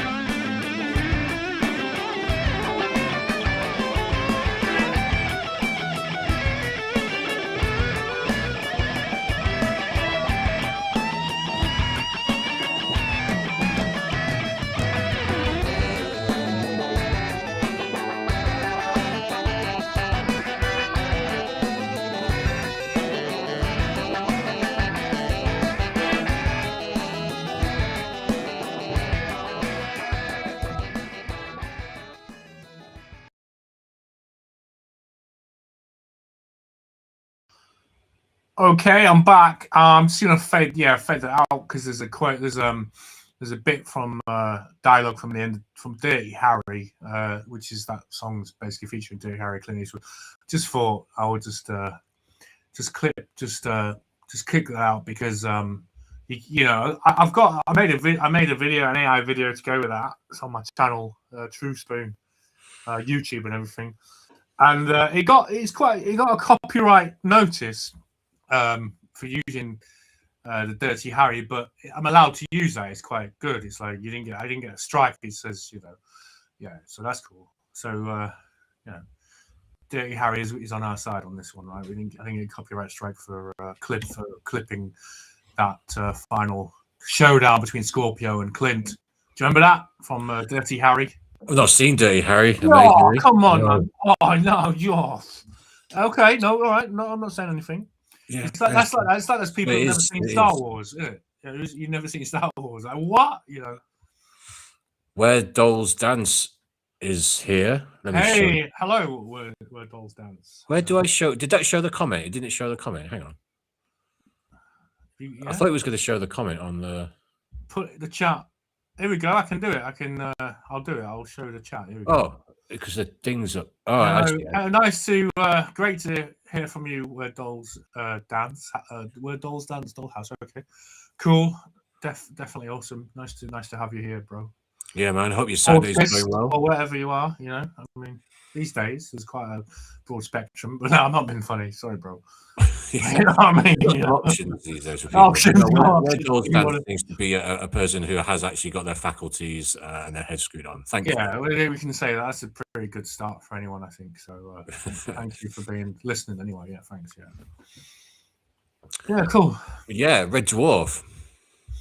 All right, we'll get into Red Dwarf. Yeah. So yeah, as I'd probably probably what used to the greatest British Sci-fi comedy British comedy. sci-fi. They've got to be the best one.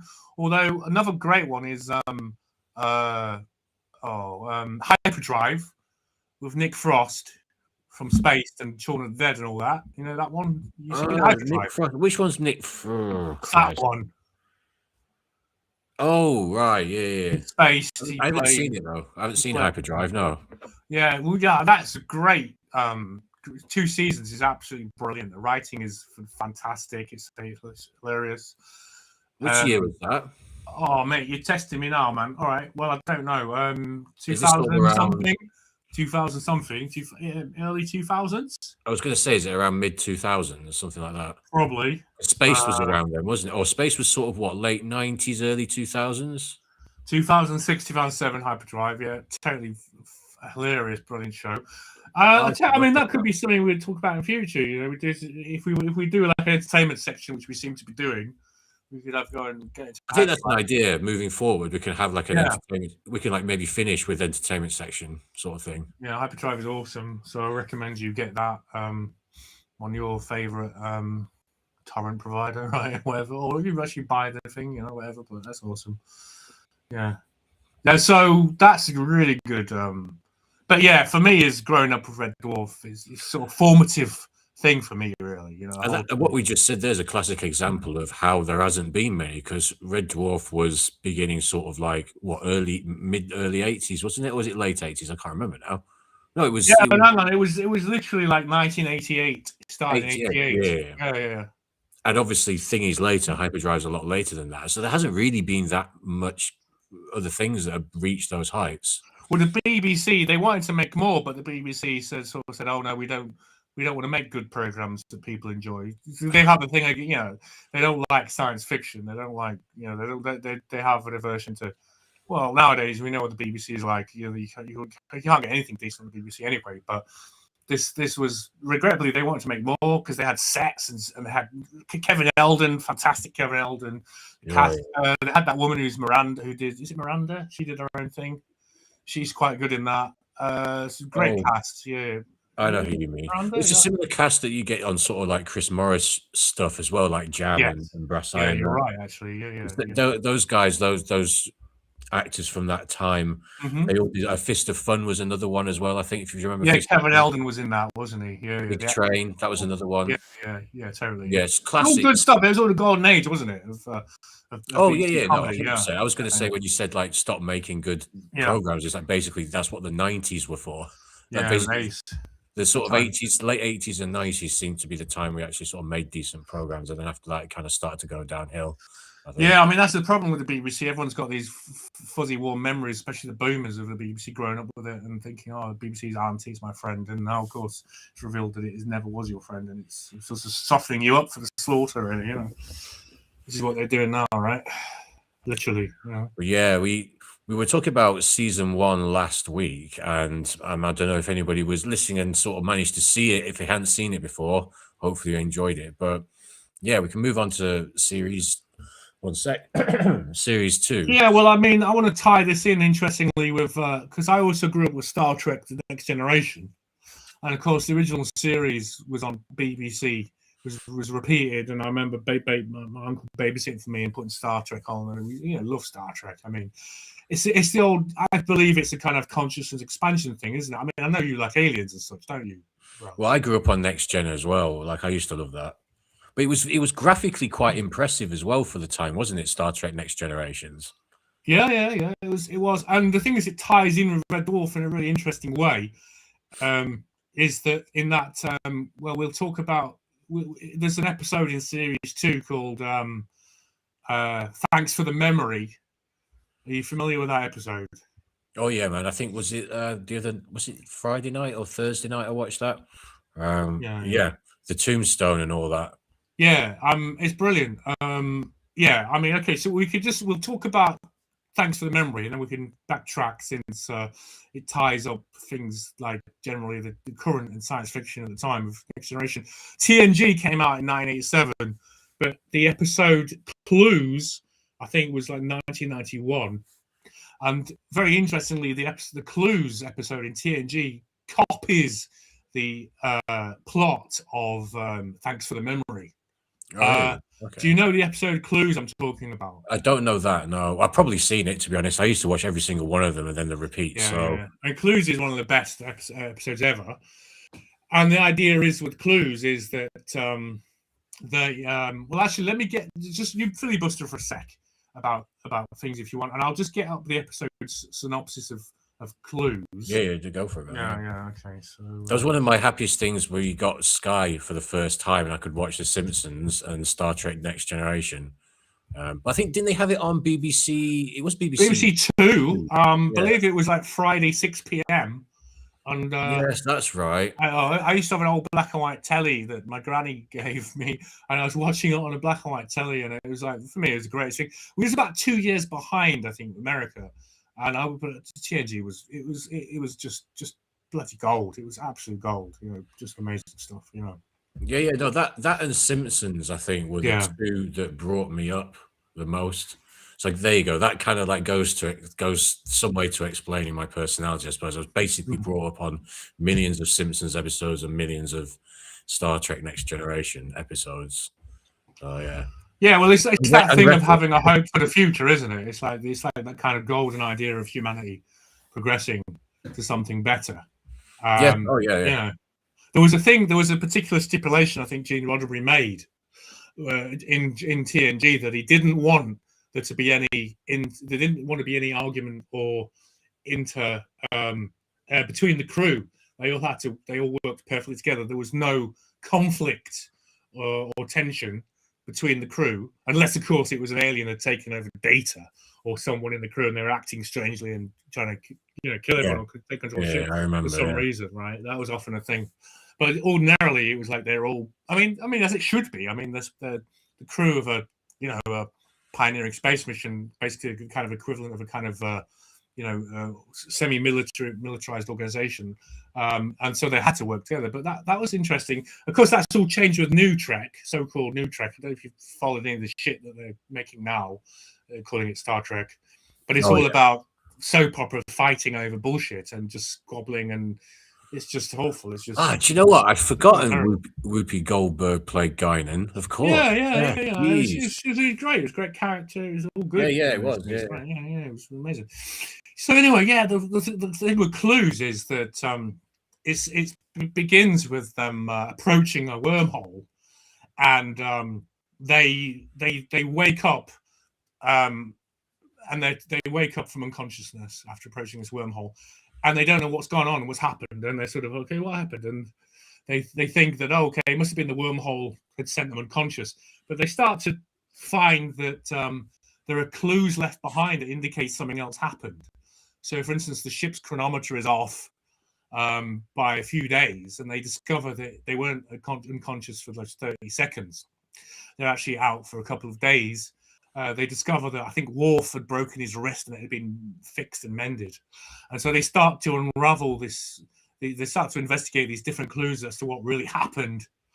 And they actually find in the end that what had actually happened, it's a brilliant episode, what had actually happened is that there's a planet that had that wanted to remain anonymous and unknown by the Federation and wanted its privacy. So what they would do is they would stun the crew, send them unconscious, and then they would divert the ship back on its way.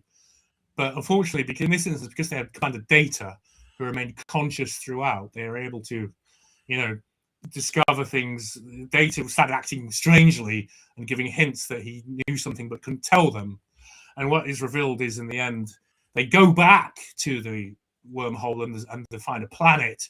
And they think this is going to answer the questions, and they discover that, in fact, the planet, the Paxons, they're called the Paxons, they threaten to destroy them because they don't want the Federation, and they have superior technology. So then, what Picard says is, "Okay, don't destroy us." The problem is, and he's begging for the life of himself and the crew, and it's amazing. It's like I love those episodes when the crew finds a civilization that's more advanced and more powerful than they are. They're always very good ones, aren't they? Oh yeah, so that was part of what it was all about, isn't it? Yeah, definitely. So he bargains for the life and says, "Listen, the problem is we're human beings, and when we find something, we find a clue, we need to investigate it. It's the way we are." And then he sort of says, listen, if we do it one more time, and this time we make sure there's no clues, and then we'll leave you on your way. And so he gives them one more, the alien race, the Paxtons give them one more chance. So sends them all unconscious again. And this time they wake up and they approach the wormhole, and Data sort of says, "Oh, Captain, I think it would be ill-advisable to do this." And Picard has a minute to think, and then he says, "I agree, let's go." And they leave, and then they're saved. And it's just a very fucking brilliant episode. But like I'm sort of inferring and saying here, it's based on 1989 episode of Red Dwarf. Thanks for the memory, which you might be able to tell us a little bit about that episode. If you want to, bro, give me a breather. Yeah, I mean, basically, this is the one where like Lister gives him his memory in terms of is it Yvonne McGregor's her name, isn't it? Yeah, exactly. That's the one. I don't know because that's why I hesitated, because I was trying to think that was that one, wasn't it? Yeah. No, it was that. Yeah. Yes, and it's an interesting idea of like when obviously Rimmer realizes that, because he doesn't realize at first, does he? That he just thinks that he wakes up and he thinks that he has this memory, and that's his own memory that he's lived. This Yvonne Magruder that he fancied. This is, I think. No, it's not Yvonne Magruder, is it? Because she's the one he actually did have sex with. I think. Oh no, it's Lister's it took him 12 minutes, and that included the time it took to eat the pizza. That was his only sexual experience, if you remember, was with Yvonne Magruder. Yeah. This one, the lady's name is Lisa Yates. That's right. Yeah. That's right. Lisa Yates, right? Because obviously there's the scene where they're getting confused, or Rimmer's getting confused about like, she's seeing both of us at the same time, kind of thing. And Lister's trying to have to kind of explain to him that no, she's not, and that's how it all comes out, basically, isn't it? Again, it's one of those episodes. I think, like I said in series 1, I think for me, Future Echoes was the best written, tightest, and I think this is the I'd say in season 2 is probably. I know I said season 1 was my favorite, but season 2 is so good. There's so many good episodes. There's Stasis Leak. Oh yeah. There's this episode. The Crichton, the Better Than Life. Better Than Life and Stasis Leak, probably top 5 episodes, I think. And Parallel Universe as well. Which I hate. I actually hate Parallel Universe. Why is that? I don't like that episode. Because I don't like the multiverse theory anyway. I just think that's a silly episode. Like, they've all got their opposites. So Rimmer's opposite is the thing is with that episode as well. If you watch that episode, Parallel Universe, Chris Barry gets upstaged by the female version of him. Yeah, that might be part of it because she's acting like a really masculine figure, and all those sort of sexist ideas about men and such that they may have. She's embodying them, and she's acting the way Rimmer would act, because Rimmer's an arsehole, how he talks to women, how he's a dickhead, and she is a dickhead, but her performance is so strong. It's one of those episodes where Chris Barry Rimmer gets sort of, but as I say, I think that's part of the idea, is that his character becomes smaller. He gets dominated, doesn't he? He gets dominated literally, and I think he becomes the sub, basically. Yeah, it's a funny one. It's a funny one seeing that. And often a lot of the episodes in Red Dwarf where there are other cast members, I don't necessarily like them because they don't always work. But that one it's not my favorite because I don't like the multiverse theory anyway. And the opposite of cat is dog, which is like, I don't know. I just don't like that episode. Yeah. That bit, I think they just sort of took a bit of a license there. Stupid, really. He's kind of stupid, isn't it? It is kind of stupid because, like, if it's going to be a human female to a human male, why is it a dog to a cat? Why is it not just a female cat? As Cat is thinking. I think Cat is correct to presume in the episode that he's going to find a female cat. Yeah, it's a pretty silly one. I think it's a pretty daft one. And also, it's the last episode of the golden era, and after that is Hilly, and I don't quite like that character that much. So I think, as we said before, Holly Norman Lovett left the series. The reason is I looked into it why he left is because he was in Scotland doing some work, and they wanted him to come down to Manchester, and he was like, "Well, do I really have to come? because he doesn't have a lot of lines, and they sort of insisted they wanted him there because they wanted the cast to be present during the whole filming and whatever, and because just to get the script and just to be completely inside the thing. And Lovett was sort of saying, but they agreed in the end to sort of say, okay, you just come down for a couple of days in the week. But the thing is, they reduced his pay, and Norman Lovett was like, well, I still want to be paid the same as if, and it's a difficult situation, isn't it? They reduced his pay because he wasn't attending all of the rehearsals and filmings and such. So yeah, he wasn't happy about having his pay reduced, and he fell out with the producer, Paul Jackson, and there was a flash of tempers, and he walked out. And I think it's unfortunate. And apparently, I think I've read about Doug Naylor saying he wishes everyone wishes he'd stayed. Holly was pissed off as well. Norman Lovett was pissed off that they took his character and just changed it into Hilly, and he felt that he owned that character, and he felt aggrieved afterwards. And that's why he never returned, because he felt aggrieved that they'd basically just switched gender roles, gender switched his character, which he felt it belonged to him.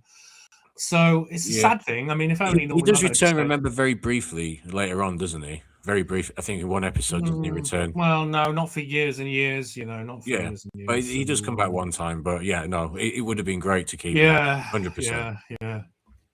So I mean, this episode is great. Thanks for the memory. It's like so many of the early the first two seasons, in that they spend a long time setting up everything to be paid off in the episode, don't they?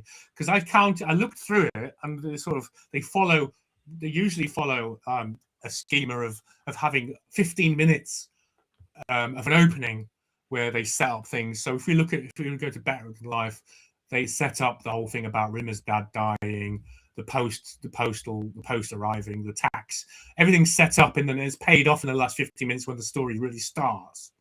And this is the same, where it begins with the clues, where they wake up and it begins on the moon, where they're having a party. They're all partying because it's Rimmer's death day, if you remember.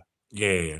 So they're all like having a great party on the moon and having a good time, and they come back to Red Dwarf, and then Lister says, Rimmer says, "Oh, everything about you is wrong, but somehow it's right. Whereas everything about me is right, but somehow it all works wrong." And Lister sort of says, "You're just not a people person." And he gives him a fried egg chili chutney sandwich, and then they're kind of both like drunk and stuff, and then Rimmer's sort of unconscious, sleeping, and then Lister goes to his drive memory banks, and he gives him a dream, doesn't he, to make him feel better about himself, right? Yeah, because he'd admitted in the drunken chat, that he only had sex with one person. That's right. Yeah, so kind of feeling sorry for him a little bit and showing some compassion there. Like, given that Rimmer pisses him off a lot, it was coming from a place of compassion, wasn't it? So he decides to give him a dream of him with Lisa Yates, his girlfriend, his old girlfriend. And then they wake up. And Rimmer feels fantastic, right? He just feels great because he's got this sort of. Hang on, that comes later. The earlier on they wake up, and the mystery is set up first, isn't it? The mystery is set up that they go. No, that all comes later. So they come back from the moon, the fried egg chutney sandwich, or whatever. Then they wake up, and then Lister discovers that he'd been doing a jigsaw. Someone's completed the jigsaw. Cat has a broken foot. Lister has a broken foot. There's 4 pages out of the diary. Even Holly says, "Who's been messing with my astro navigation charts? They've moved, such a distance in a time frame that isn't consistent with how long they think they've been unconscious." And the idea is somehow they've lost 4 days. That's what it comes down to. And then Cat says, "Oh, did you look behind the fridge?" Stuff like that, right? Yeah, I remember, yeah. So there's a little funny moment where, like, Rimmer goes, they're all like, what's the explanation? And Rimmer goes, "Aliens!" And he sort of makes this thing up where he says, this is how they communicate. So he sort of says, so they broke your leg. They broke the cat's leg. Oh, yeah. It hurts like hell. They did it below the knee. Below, hello. And they did it twice. So hello to you and all this. It's just brilliant. And then Kat says, "Oh, I'd hate to be around these guys when they're making a speech." You know, that kind of. Yeah, that's just an example of the writing at the time. Yeah, it's just fantastic. And that stuff all sets up then what actually happened, and then they go into that Lister gives Rimmer the memory, and he becomes a changed man. He's like enjoying life, and he feels confident and feels great. Yeah, I'm in love. It feels great to be in love. Have you never been in love? And then, as you say, they start to compare notes, and Rimmer finds out that they were both in the same place at the same time. And then Lister has to... Same hotel, wasn't it? Same hotel. Yeah.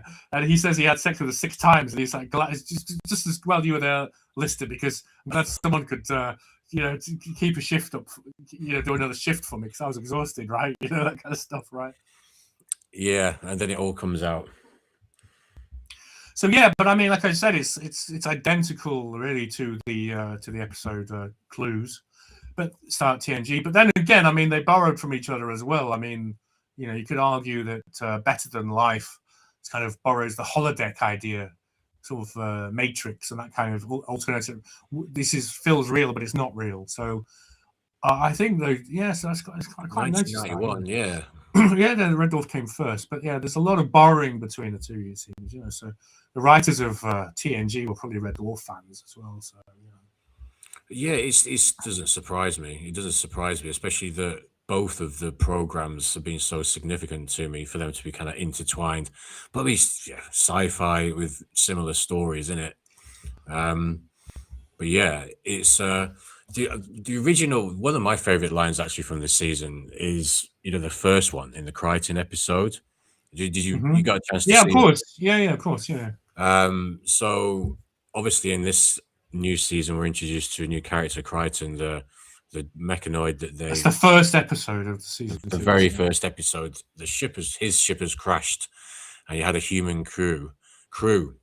Emphasis on the had, but he doesn't realize apparently that they're not there anymore. So basically, he invites Lister, Cat, and Rimmer over, and apparently to meet a crew of three women, and of course they're looking forward to this. They get in there and they walk in, and becomes quickly apparent that these women have been gone for a long time. It's 3 skeletons sat at the table, and but it's a funny line where the Crichton goes to get a coffee, and then he comes back, and they say to him, "They're all dead," and he's like, "Well, how? I've only been gone 2 minutes." And it's just the quality of the writing, man. Seriously, it's hilarious. Yeah, that's a big laugh, isn't it? Yeah. I really like that moment there as well. I mean, Crichton obviously is built to serve, so even if they're died, the crew, the 3 went dead, he's overlooking that and just carrying with his programming. And they're literally skeletons, aren't they? There's 3 skeletons even. Skeletons, and Lister and Rimmer says they're dead, and Crichton says, "Are you sure? Are you a doctor?" And we know, we can see the skeletons, and then Rimmer says, "There's one way to test this: hands up if you're alive." And they put their hands up, and the skeletons obviously don't. But Crichton's trying to encourage them to put their hands up. Do you remember that bit where he's like, "Come on, waving at them to put their hands up"? It's so sweet, He's just oblivious to the fact that they're actually dead. It's so funny. But that's a great episode. Yeah, that's a good episode. And I think having Crichton, I mean, I know we've said before about really when there's no other characters, it's better because it's kind of like the claustrophobicness of the situation. But I think having Crichton works okay. It's he's got a lot of cool lines over the coming seasons. It's a different actor, interestingly, but that's just an aside. It's just that makes sense. I didn't know the same actor. Yeah, Robert Llewellyn plays Crichton later on. This is David Ross, I think his name is. He wasn't available. They were going to keep him on, but he wasn't available at the time, so they got David Llewellyn. And David Llewellyn, I think, works really well anyway. He's great. David Llewellyn's hilarious. I wish he probably wishes he'd been available now that Red Dwarf got so popular. But yeah. But yes,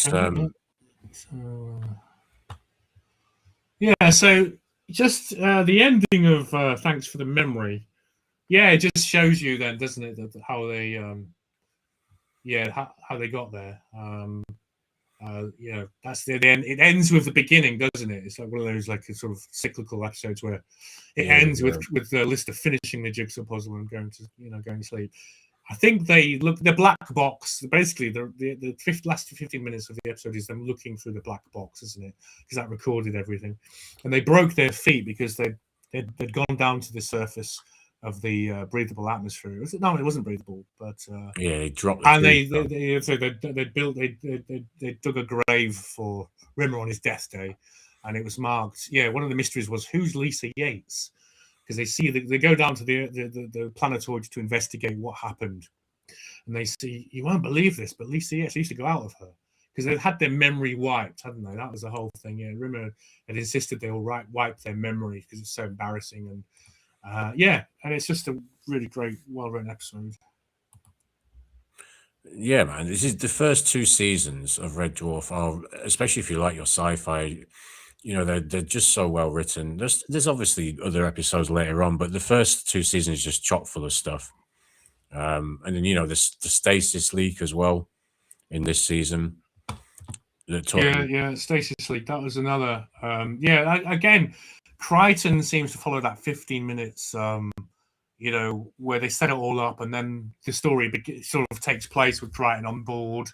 And the story of Crichton is that Lister tries to make him break his programming, doesn't it? Finally, he rebels against Rimmer, who's taking control of him to do all his chores. And Stasis Leak is the same. It begins in black and white, doesn't it? If you remember, because it begins in black and white because it's to show you that it's like in the past. I'm trying to remember the first. What is the first scene? The black and white scene. Well, it's Rimmer and Lister. It's that bit where Lister has given Rimmer a load of psychedelic mushrooms. Yeah. And he's been called up to Captain Hollister. How did I forget that? Yeah. How did I forget that? Yes, of course. Yeah. No, that's. And Lister admits that he sort of Rimmer says he made me a breakfast of 2 eggs, sausages, bacon, and a large portion of mushrooms. And then Hollister says, "Is that true?" And Lister says, "No, it was only 1 egg." But it turns out he spiked him with psychedelic mushrooms, so he hallucinates, and he's done all these things. They end up punished to punishment detail, which means painting the ship. So when you see the opening credits of Red Dwarf, those first 2 seasons, when they're painting the ship, that's Lister painting the ship. That's part of his punishment detail, which is what the punishment was to paint the ship. Yeah, man. As it shows, it was quite funny because you just could see the relationship between Captain Hollister and Lister is just kind of like it's more casual, and they've just both hated Rimmer so much. Yeah. And Lister, I mean, Lister's pretty kind of low-level subordinate, but he's trying to he's respectful, but he's insubordinate rather. Yeah. Whereas Rimmer is kind of tries to be subordinate, but basically he's offensive and rude. He is sentenced to 8 months, 8 weeks punishment detail PD, as Hollister says. He's blissfully unaware of what he did. He lacks the self-awareness to understand why he's getting 8 weeks and Lister only gets 2 weeks. So it goes on, that episode where Lister is going into Kachansky's going through her diary. And he goes through Rimmer's diary, doesn't he? And he sort of says that the episode he reads the episode of Rimmer seeing himself coming back through the he believes it's a hallucination. It's through the table, yeah. And he reads through Rimmer's diary, and he says that the hallucination, the Rimmer that come to see him, had told him there was a stasis leak on floor 16. So then they go down to investigate. They go down to floor 16 of Red Dwarf. And it's quite nice. There's a nice bit of world building in the floor 16 is so far away. They have to take like a lift down there that's like the length of a transatlantic flight. It's like, They have it's like an onboard service with meals and everything. And Kat's complaining that the chicken was so bad, the packaging tasted better, and all this stuff. Yeah, the cyanide woman. Yeah, the cyanide woman. Right. If in the event of the lift failing, there's a cyanide tablet under your chair, and she takes it, and then she appears to die. But yeah, I mean, I love that. You know, it's what, like 2,560 floors down. So, which is a bit inconsistent, because if you remember the first series, they're always on floor 39, level 39. Yeah, so that's weird. But in the second season, they don't have the floor where they're based, but they seem to be always floor 39. And obviously, floor 39 to floor 16 isn't 2,560, but that's it. It's just they obviously develop as they go along. They change things a little bit, but yeah. So yeah, and they go through there. I think also Lister finds a photograph in Kachansky's quarters of him getting married to Kachansky. Yeah, which is quite a sort of teaser, isn't it? It's with a big beard and moustache. Yeah. So yeah, I mean, there's some sort of typical sort of jokes. Like Lister decides he wants to actually go back through the Stasis League and stay with Kachansky, and it turns out it's only 3 weeks before the ship is destroyed, and he decides he'd rather spend 3 weeks with Kachansky than continue to live alone, you know, in space, marooned in space 3 million years from Earth and such. And there's a little joke where Rimmer sort of says, you know, doesn't it give you like a lump in your throat that you're going to leave me? And then Rimmer says, of course not. The only lump you're thinking about is in your trousers, that kind of stuff, right? But you definitely you'd do the same as Lister. You'd have to, I think. Oh yeah, do you think so? Really? Because I always sort of thought Lister was the winner because he was still alive. I was always thinking, for me, like Lister's the ultimate winner because he's the last human being alive, and it's like, you know, he's the tip of human evolution in his way. He's still alive. You know, he's the ultimate winner. That's how I sort of read that. You know. Well, I mean, he is quite literally the luckiest person alive in that situation. Yeah. Or luckiest human probably alive, anyway, put it that way. Because he's well, there are supposed to be no other people around, are there? There's only, even in the Red Dwarf universe, the only things are simulants and robots and androids. They don't really meet any other humans, do they? There's no other. Oh, what's the other thing? Yeah, they're all sort of genetically engineered human creatures made. Even the Gelfs are sort of genetically engineered race made by humans that went out into the cosmos and such, right? So they never actually meet any sort of alien. Everything they meet and encounter, the polymorph and all that stuff, is something that was made by humans. You know, it's quite weird. So they don't really meet any, as far as I remember, they don't meet any actual aliens the whole time, right? Yeah, I can't recall it. I can't recall, like, not that they sort of like communicate with. Or there's I can't really recall. No, they usually. Well, it's kind of like we said before. After the second season, or like you said before, it kind of in the second season gets into a bit of like a competition to see what kind of more weird alien they can be up against, rather than some. Yeah, but they're not aliens. They're always genetically invented creatures, and they also explain that it's something that was made, a robot or something that was made by humans and has gone out into the, you know, into the cosmos. You know, weird. But as for aliens from their own, developed from their own star system and such, that doesn't exist in the whole thing, weirdly.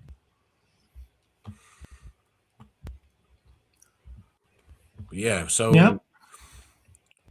yeah, I mean, I think we didn't. The only one we didn't talk about in terms of episodes was Queeg.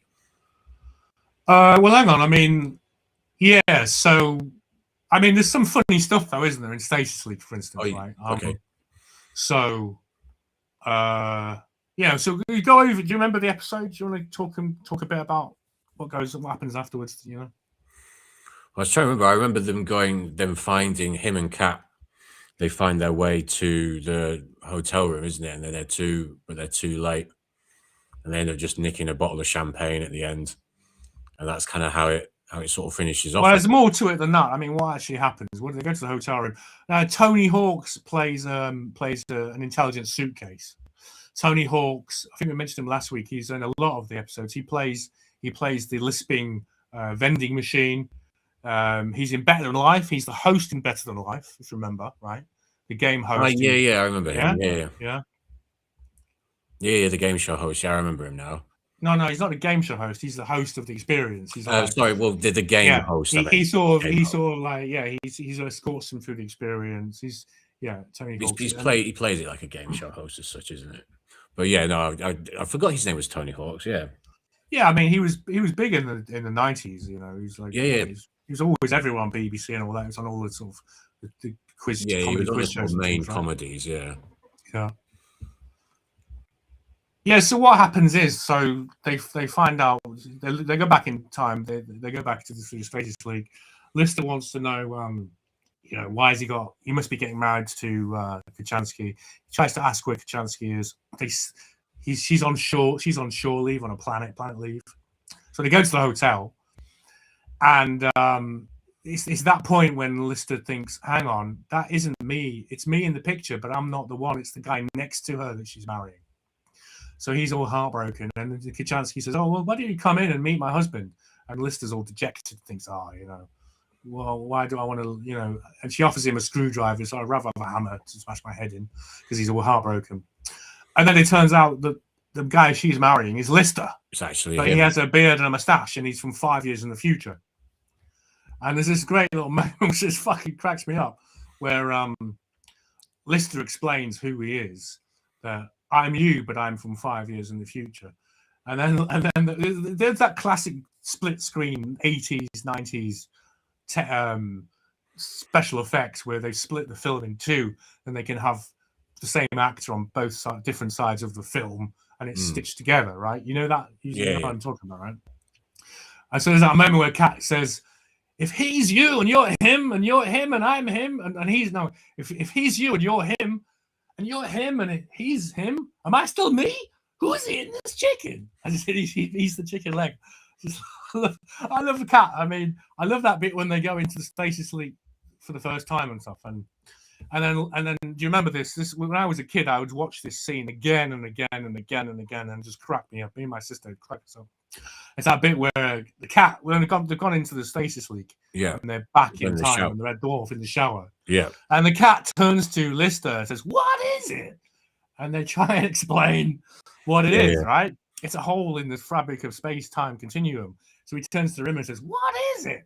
And they say, "It's it's like they go through different explanations." And what is it? And finally, Lister says, "I think it's a magic door."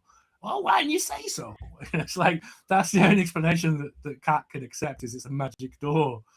You got to keep it simple. You got to keep it simple for it. But they had a similar one. It was in the White Hole episode where he was asking, "What is it?" Slightly different kind of joke, but they sort of wrote it in later on with that episode as well. Yeah, it was. It's an orange swirly thing in space. That's the one. Is that the one where Lister pots the pool, plays pool, pots the planets? That, I think, is it. Yeah. That's pretty funny. It's pretty good. After about 8 beers. Yeah, that's true. Yeah. And he does it as a trick shot, doesn't he? Yeah, that's really funny. Played for and got. That is a kick-ass episode, actually. That's a really good episode. The later one. I don't know if that's season 4 or 5. I think it's 4. Yeah. I think it's 4. That's funny. Yeah. So because they're experiencing lots of space-time anomalies, aren't they, and stuff like that, Yeah, and that's the great thing about. What's the great thing about Crichton's character? Kind of like the sort of understated way that like these little anomalies would happen, and he'd just be like, curious. Or like on the Stasis Leak one, where they find the Stasis Leak for the first time, and he's just sort of like prodding it, isn't he, with his arm, and he's just sort of going, interesting. I feel like that's kind of how I would react to these things. I'd like to think that I just sort of approach, if I found a Stasis Leak, I would approach it with just kind of like calm curiosity. So they go back to the hotel, and it turns out it's him from 5 years in the future. And and that was always a nice thing about Red Dwarf, is that he had some hope, didn't he? He's like, Lister had that grain of hope that, because it's in the first season he's having 2 children, so he's like, he's not quite. There's something that's going to happen, and the thing is, it turns that was a bit of a letdown as well, wasn't it? That it turns out that he becomes pregnant because of the female Lister in the alternative dimension. And they happen to be in their dimension, so he's the one who becomes pregnant. Which I said, yeah, I don't know what happened to the children in that. What happened to the two, Bexley and Jim? What happened to the kids? What happened to his children? I don't remember. Yeah. So anyway, yeah, that was that. But similarly, yeah, you always thought they'd always put this in early in the season that there's an arc, there's a mysterious arc for him to follow. Something's going to happen, and yeah, with Red Dwarf season 2, there was always that hope that he's going to get back with Kachansky, and you always thought, oh yeah, there's something's going to happen, and of course we went through the seasons. And that never happened. We got Kachansky, but it was a shit Kachansky, wasn't it? It was the shit Kachansky who we get, you know, the badly written Kachansky who likes Jane Austen and horse riding. Yeah, the one with awful, completely different personality. Yeah, yeah, really bad. It's just wrong in so many ways. I mean, it could be that thing where Doug Naylor couldn't write for women. He just didn't. I don't know what to have a go at him, but I mean, you just don't know, do you? He's just. Often it's hard for men to write a convincing female character, to be honest, you know? Yeah, no, I can understand that. I don't think when in my writing days, if I even really tried to write any, it was always male characters, to be honest. Yeah. So that's basically one of the top episodes. What did we started? We talked about, what did we start with? We started with Cry, and we talked about that. Next episode was Better Than Life, which is fun. Better Than Life, again, they do that thing where they spend 15 minutes setting up the episode and everything pays off. So if you remember in Better Than Life, let me just it works because they've slowed down to change the course to go back to Earth, because they've slowed down. Then the mail pod catches up with them, so they get all this mail suddenly, right? Yeah. So there's the stuff about the tax demand, right? So that pays off at the end. You remember that, yeah? So I remember that he owes X amount of money. I can't remember what the amount of money is. Yeah. But it was for Rimmer though. It wasn't it was Rimmer.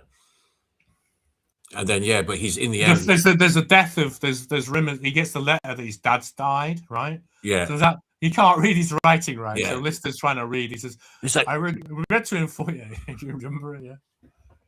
Regret to inform you that your father is dead. And Lister is like, "What? Of course your father is dead. I can't read this writing." And then Rimmer figures out, dead. My father is dead. And Lister, your father's dead, Rimmer. Oh, hey, I'm sorry. It's just brilliant, right? It's just nice writing.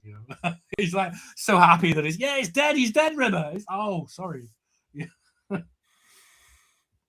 But then, so I'm just trying to think, like, where did they get the Better Than Life game from? I'm just trying to think. No, it arrives in the post. It is in the post. That stuff.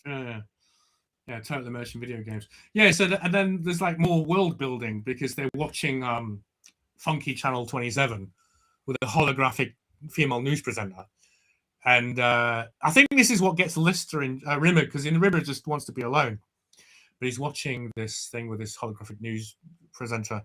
And this is, there's a few sort of jokes. There's a few funny jokes, the topical jokes about Perrier water being poisoned, and it would wipe out the middle class in 3 weeks if it succeeded. Yeah, I remember that. Yeah, that one. And then they go on to say, better than the sensation that's sweeping the galaxy or whatever is the total immersion video game Better Than Life. And such was the demand for the Better Than Life video game that in New Tokyo, rubber nuclear weapons had to be deployed to disperse the crowd. Rubber nuclear weapons. Just the things like that. Yeah, it was. I remember that bit is kind of quite brass-eye in the way it's written. It's a sort of surrealism to it. So this convinces Rimmer that the excitement of it, and he rushes off to join them because initially he doesn't want to because he's mourning his father. So then they plug themselves in, and it's like the virtual reality thing, isn't it? It's like a sort of prefigured all that kind of modern day. We've got that now. Yeah, they appear on a beach, don't they? They appear Matrix as well. It's like Matrix style thing, isn't it? Really, But it's all before that, But there's this. They borrowed from Star Trek because Star Trek was the first thing in the 70s. The animated series introduced the holodeck, where simulated reality. So it's like when I was saying that borrow from each other. So Red Dwarf borrowed from Star Trek. But So they go through these there's this monumental stirring trumpet music, isn't there? Like and it's swirling smoke and stuff, and they go through these massive wooden doors, and they go through one wooden door, an ornate, huge door, and they enter like a forest, and there's another wooden door, and they pass through trepidatiously, right? And then they emerge like on a windy Skegness beach, right? It's like the sort of anticlimax. It's just really funny. Cold looking beach, basically, and where they meet Marilyn Monroe briefly, who does that, who they obviously couldn't, they obviously didn't have the legalities to use the actual quote of hers, or the badooby doo, whatever it is, quote, not hers. She does booby doo, she did it. But she does a version, if you notice, she does it slightly different, and I thought it's because they're not allowed to say the actual words. Oh, maybe. But anyway, yeah, so I don't know. I might be right. I need to double check that maybe, but it seems slightly wrong. I thought maybe that's on purpose. But yeah. So yeah, Tony Hawk's is always there, isn't he? He said, and then he appears, welcome, gentlemen, to Better Than Life, and he's there. It's all really sort of smooth, and you know, and he says that you go to the restaurant. It's a couple of miles down the coast, and they sort of, how do we get there? And he says, well, anywhere you like. This is Better Than Life, gentlemen. And so they have to imagine their mode of transport, don't they? So I think Lister chooses a motorbike, and then Rimmer, he can't quite get his imagination in order. So the first thing that comes up is a brown Reliant Robin with 3 wheels stuck in the sand, and then he sort of says, "I must try harder," and he imagines a Jaguar, like a Jaguar, you know? Yeah, I think it's a Jaguar. Black Jag. Yeah. And then he gets a Von Magruder by his side, and he's having a great time, right? So yeah. So they end up at the restaurant, don't they? Which reminds me of a restaurant at the end of the universe from Hitchhiker's Guide. So it's all full of, like, you know, wacky characters and aliens and things, right? Yeah, they're all. So Lister's having his breakfast, isn't he? Because he's supposed to be breakfast. He's having his Vindaloo breakfast. What is it that he's having? It is a Vindaloo related thing. Caviar Vindaloo, bro. Caviar Vindaloo. That's it. With a Dom Perignon 44. Well, probably not 44, but I'm not sure. Yeah, it could be 44 actually. Obviously, just not 1944. Yeah, he has like a Dom Perignon 44 in a pint glass. Yeah. Oh no, I can relate to that. I fully relate to that. I used to get sort of when I'd be at parties or something, house parties, I would drink weird shit out of pint glasses. It would just be anything from champagne to. As long as you weren't in the rugby club, the things they drink out of pint glasses, you don't want to know. Do you know what I mean? Try a yard of whiskey. That could be interesting. Anyway, we don't recommend having a yard of whiskey. I definitely don't recommend. Or drinking things at the rugby club, the student rugby club. They drink things out of pint glasses you don't want to know about. Disclaimer there. Yeah. Well, I only know that because I had a friend who was in the rugby club at university. So yeah. And obviously, so they're in the restaurant, and Lister gets called away by Admiral Lister gets called away. No, Rimmer, bro, Rimmer. Oh, sorry, I meant sorry, yeah. I misspoke. So yeah, Admiral Rimmer gets called away to go to the I can't remember, was it the general or whoever it was, the main table to sit at anyway. And he's like a guest of honor, isn't he? You know, Admiral Rimmer, yeah. Kind of bumbling his way through stories that are obviously lies. Yeah. I can't remember what happens after the bit after the restaurant sinks. It all starts to kind of like fall apart, doesn't it? At that point? Yeah. I mean, like I said, everything that was in the first part, 15 minutes, is paid off. So his father makes an appearance. That's right. Yeah. And Rimmer had said that he, Rimmer's really broken up about his father's death. And Lister says, "Oh, you must have really loved him." And Rimmer says, "Loved him? I hated the man." And and then he goes into all the things that his father made him do to try and join the Space Corps and everything. Put him on the rack to grow strong, grow taller and such like that, right? Yeah. Wouldn't feed them unless he passed the exams, and so he didn't eat for 3 weeks or something. But then his father appears, and you'll think, and Rimmer is hoping for some kind of patriarchal recognition at last of his own, such as his achievements are. And his father says, "I just want to tell you, son." And Rimmer says, "Yes, I just want to say, yes, you're a complete smeghead." And then it turns out Rimmer says, "This isn't my fantasy," and the cat appears, and it turns out it's the cat's fantasy to make Rimmer look stupid, and then it all falls apart for Rimmer, doesn't it? You know, he's suddenly Yvonne McGregor has like 15 children, and they've sold the car. Yeah, and he's got a bottle in a brown bag, and he can't handle the fact, you know, this afternoon she made me marry her, and then she had 15 children. You know, it's all these little girls running around the car and everything. You know, and he just can't take it. He can't handle it. And he ends up behind the wall drinking, increasingly dishevelled and unshaven. Yeah. And then, of course, in the end, the tax collector turns up as well. Yeah. And then you think it's over, and they're back in Red Dwarf. Yeah. And they think, oh, I can't take you anywhere, Rimmer. You ruin everything with your brain. And suddenly out of the wardrobe, the tax collector appears with a hammer. He says, "We're still in the game." Yes, and I'm going to take those little thummies of yours. It's thumb smashing time. And then he smashes just as the game ends, just as the hammer comes down on Rimmer's thumb. But we get the nice sound effect. Cuts to credits. Yeah. We get the nice knuckle cracking sound effect, don't we? If you remember, just as it closes. So that takes us. We did Stasis League. That takes us, and we talked about Thanks for the Memory. I don't care about Parallel Universe, to be honest. I don't like it. But we got Queeg then. So we finished with Queeg, which was the fifth episode. Yeah. So this is basically just Holly being a bit bored, isn't it, and mischievous. Yeah. And I think Holly feels a little bit disrespected in this episode at various points. Well, he nearly gets Lister killed.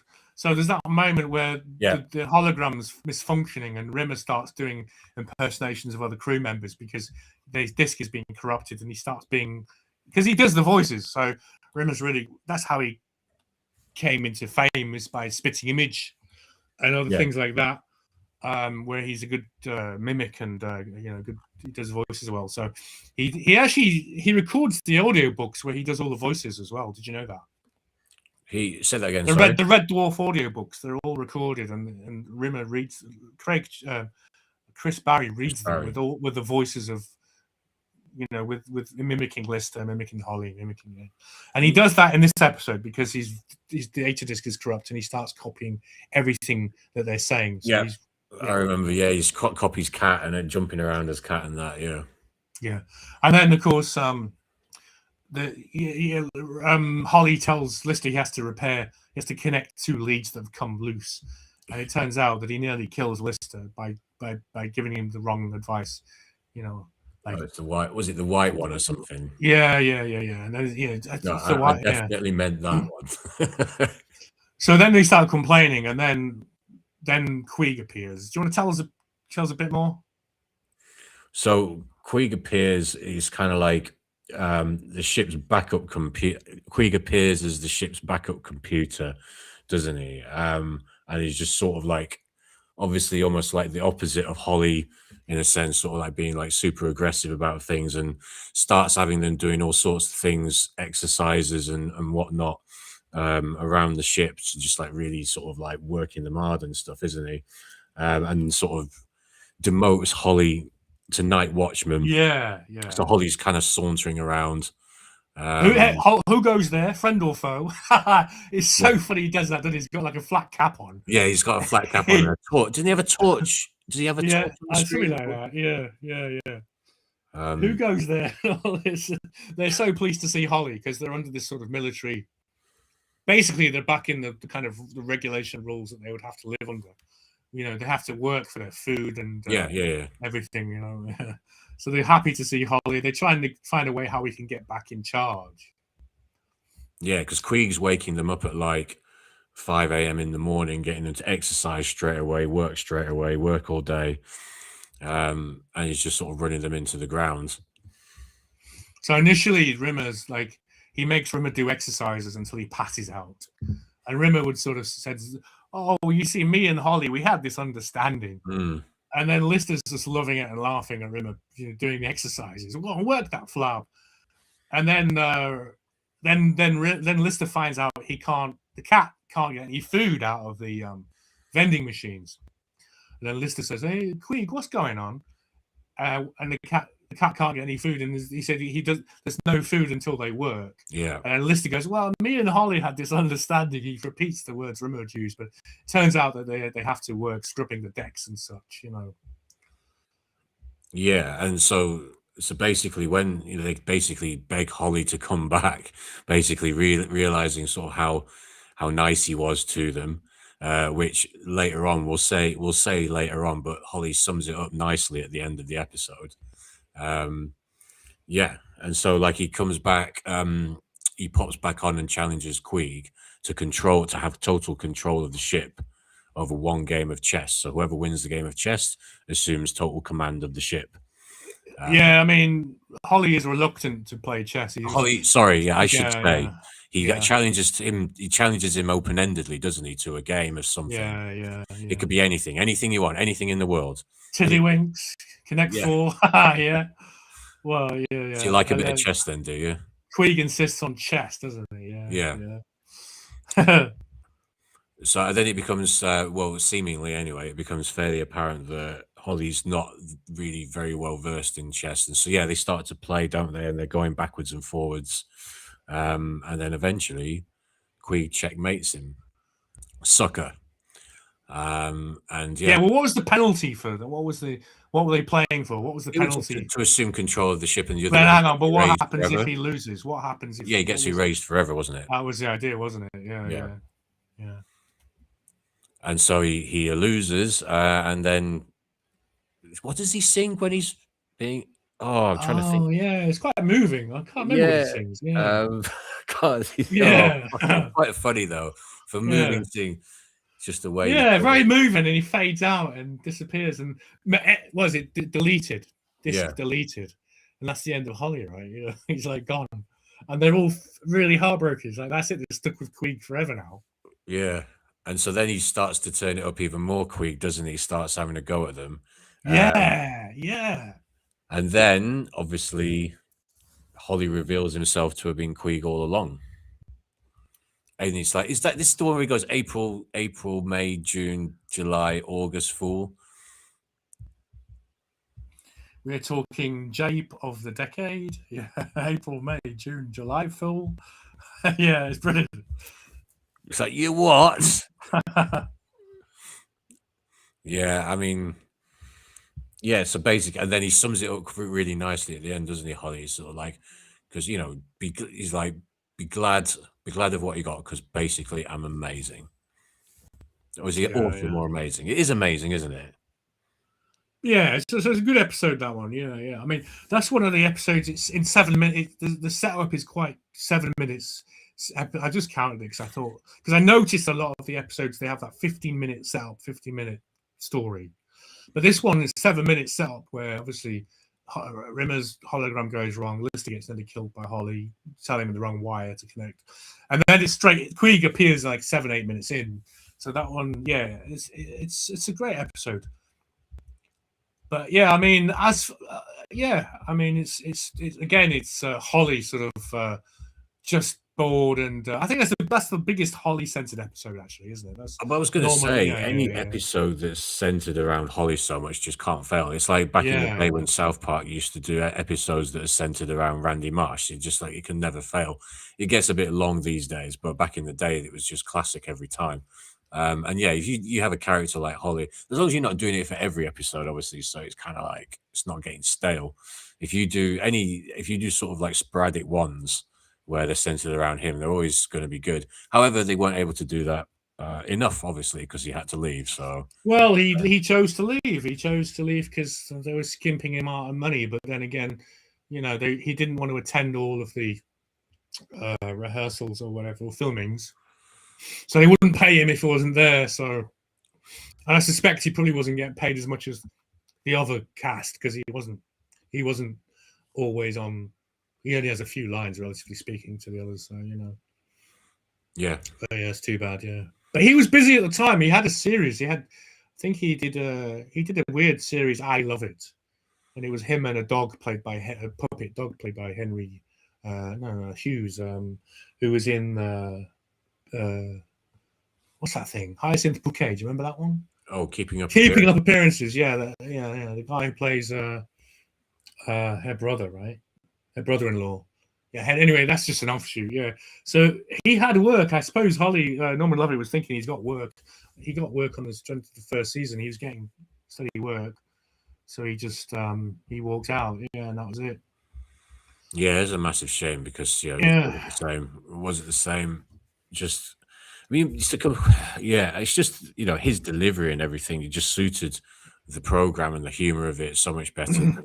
I mean, she had her moments. The new Holly, like, had some moments, obviously, but yeah, just wasn't. Hattie Haydridge, right? I saw her live actually once in Hackney.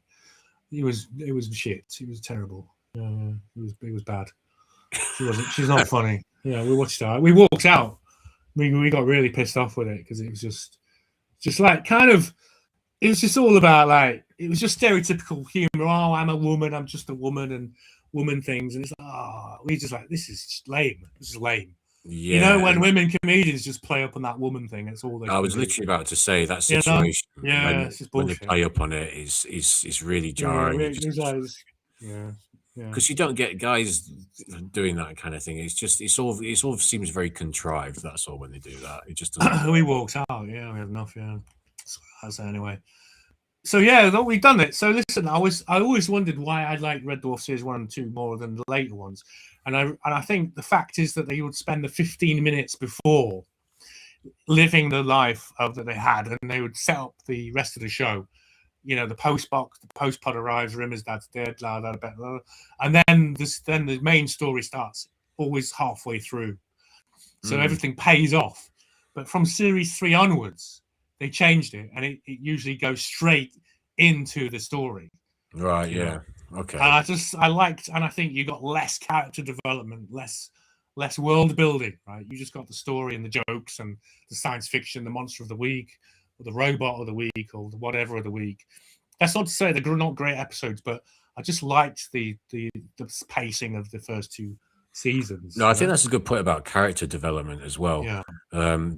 They a lot of the later series, the post season 2 series, they don't allow for it as much. They don't, it's a bit too kind of like, it becomes a bit more, not mainstream is not the word I'm looking for here, but it gets a lot more sort of action based a lot of the time. And yeah, it just doesn't quite. I guess you could argue, though, potentially one character development is Crichton to a degree, because like we mentioned before, Lister is trying to get him to break he's always trying to teach him different ways to break his programming, and different like human emotions that he's got to try and sort of emulate. Like he goes to the repertoire when he gets interviewed by the ship psychologist when the ship comes back and all that, so which is quite a funny scene. So yeah, maybe Crichton had a bit of character development, but probably the other ones, no, I doubt. He's like the Commander Data, isn't he? Yeah. He always wants to be human. Oh, he does become human, doesn't he? And he doesn't like it, if you remember. Yes. But but he's always trying to better himself or encouraging him to break. Yeah, he does have the character development. But the others, unfortunately, they become caricatures of themselves, don't they, really? Especially Rimmer. Rimmer just becomes an endlessly repeating. It's only when Ace appears when that makes it more interesting, the Ace Rimmer character. Yeah. That's a pretty good episode. The One Dimension Jump. That's a very good episode, actually. That was season 4, wasn't it? Where's Dole was talking about, was asking about that. And I was thinking it was season 4, wasn't it? Was that the Dimension Jump, was it? Or was it 5? Or 5. It's good. It begins with them being young, doesn't it? Rimmer young and being kept back at school and this kind of stuff. And being caught for something. And then it cuts to Ace Rimmer in the alternative dimension, right? And they test out the new anyway, we're not going to talk about that because that could be for another show. But yeah, another time. Yeah. But apart from that, the Rimmer character, unfortunately, it's amusing, and they give him they've got the lines and stuff, but it's just he's a caricature of himself. Even Lister becomes a silly caricature, like heroic, slobby heroic, and but their characters don't go anywhere. And only Crichton's, as you say, actually has any meaningful arc. Yeah. This is just hero of the week, and it's like, you know, I mean, it's great stuff. It's still great, but it's like I liked the nuance and the complexity of the characters in the first 2 seasons, basically. Do you think also a little bit of it is they changed the writing based on the reaction to the success of the show, or sort of in reaction? Yeah, for sure. To the success of the show. I mean, probably it was much more successful because they changed it, man. You know, to be fair.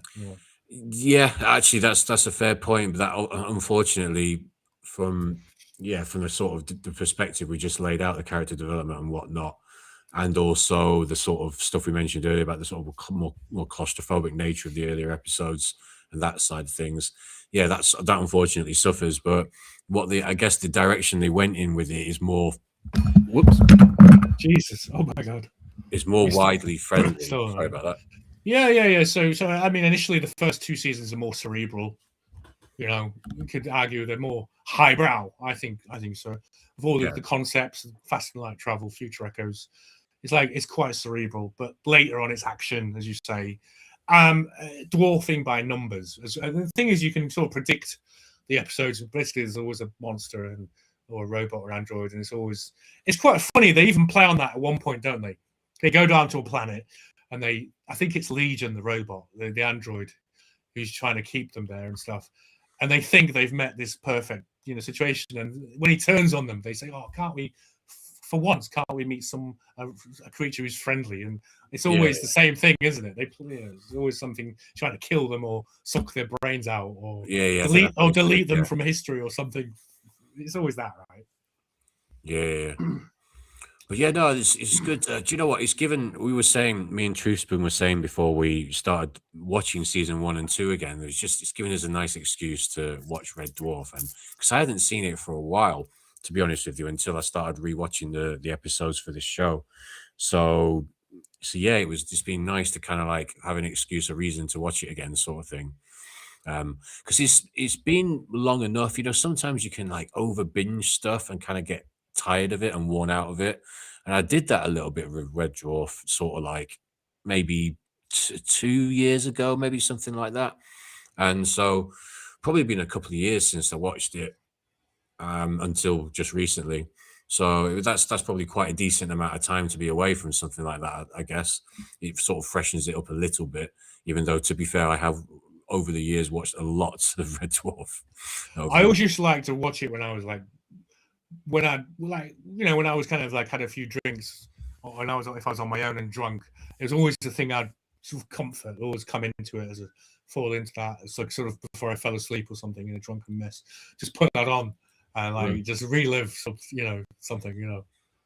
Yeah, same, definitely. I mean, I remember there was a spate I was watching it when I was in my late 20s after a breakup. I was doing that exact same thing. I was just like, I was having drinks and just sort of like watching back-to-back Red Dwarf episodes before bed, before essentially sort of passing out and going to bed, sort of thing. So, yeah. I see you replied to we are dolls dance. I can't quite get my head around his name. Where dolls dance. Where dolls. That's a tongue twister, man. Where dolls dance. Dollhouse. All right. Okay, where dolls dance. Dollhouse. Yeah. Right. Yeah. Yeah. It actually works if you can get it. If you can actually say it, it does work quite nicely. It's just a little bit. Dolls dance, dollhouse. Yeah. It's got a nice onomatopoeic quality to it. So he asked the question: is that where Rimmer meets the brash hero version of himself? Yeah, because he thought that was. I think when we were talking about, I can't remember one of the other episodes. Sorry, I can't remember which one. Dimension Jump. Oh, we were talking about another one. Yeah. I'm not sure which one though. Yeah. No, it's when we were talking about maybe parallel. Oh no, it's when we were talking about parallel universe when we briefly touched upon that. Yeah. He mentioned it then, but no, it was called Dimension Jump. That one. Season 4, episode 5. Quality episode for sure. Yeah, it's a great episode. Yeah, it's quite funny. They all fancy Rimmer. They all fancy him. Do you remember that? What a guy! Stupid, isn't it? What a guy! Yeah, that's. Well, yeah, Crichton's a human in that one, isn't he? And he wants to cover himself in Terra Marcellata, and anyway, never. Oh my god, I can't remember. He's like a ship's doctor or something. Crichton is the human version But yeah, it's quite funny. What a guy. Yeah, they always say that. What a guy. Oh shit! No, it's come back to me now. Yeah, I had a little memory blank then. Yes, of course. Yeah, They're all trying to get him to come back to the quarters. Holly is the Yeah. female captain of the ship, right? Yeah. All flustered. Yeah. Dead funny. Anyway, so yeah, that's it. Season 2, and then probably next week we'll do season 3. Yeah, I mean, for me though, season 1 and season 2 is peak Red Dwarf, but then season 3 there's some great moments in it, and but it just tends to be like the gags. It's just throwaway gags and monsters, whereas the character and stuff is the character development and the backstory and all that world building is sort of more absent from it, you know. Yeah, you definitely. If people haven't seen Red Dwarf before, just start from the beginning for sure. It's just I know that seems like a sort of logical, but sometimes people look at they watch episodes from other seasons and stuff. But definitely do it from the beginning because those are the best 2 seasons, and then go from there if you want. Just pure quality, British quality, which you can't really British comedy quality, which you can't really say much these days. I can't say anymore because it doesn't exist. Yeah. British, yeah. Anyway, yeah, we seem to be in the dark ages now, UK culture, and it's just a disaster now. 90s, we were on top of the world. It was awesome being British back in the 90s. It was fantastic. Yeah, I get there's a few people I speak to at my gym who are sort of 25 to 28 age range, and all of them have said to me separately. We got in kind of chats, conversations similar to this. They all said separately to me that they would love to have grown up in the 90s. There is a great appreciation from what I've seen anyway from younger folks about the 90s, and we did have it good. We didn't realize, but it was just everything was just so seminal at the time, wasn't it? In terms of tech and music and movies, and that side of things was just so, and also just society in general, obviously, and people's attitudes and what you could or couldn't say or whatever. It was just like well, it was still a free country. Yeah, you can't say that anymore. You can't say that anymore, right? The idea. It was if anyone ever came to you with some Karen bullshit, you'd always say it's a free country and do what I want. You just can't say that anymore. It's no longer a free country. But, I remember when it was a free country. No.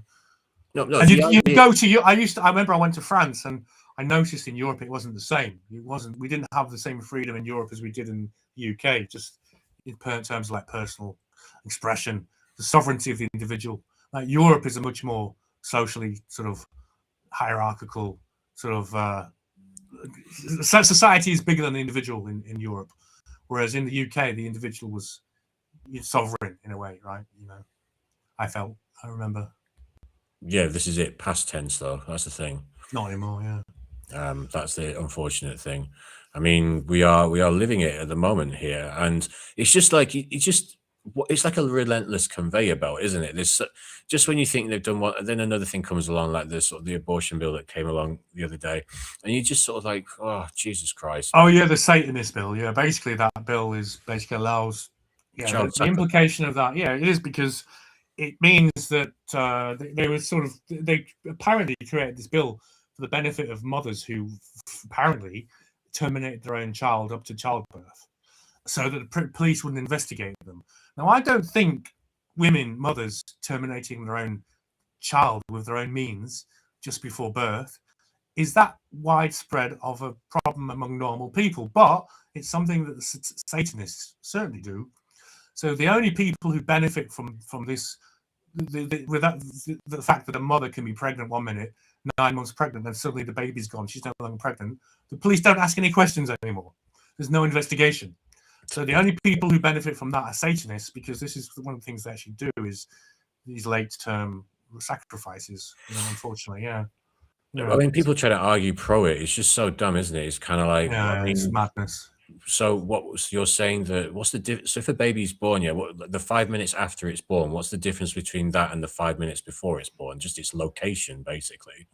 I mean, I don't know that it goes as far as post-birth.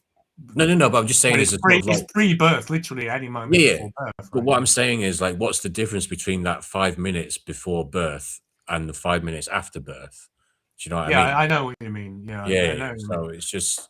But obviously, I know. It's just evil. It's just more of the same evil every day.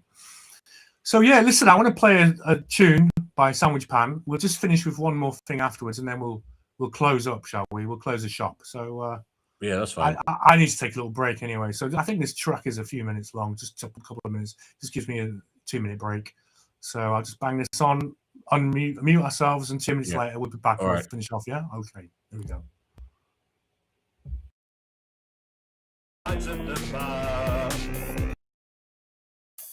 I like drinking tonight at the bar. I like driving around in my car. I like bragging it home on the path. Whilst I'm pissed up and having a laugh.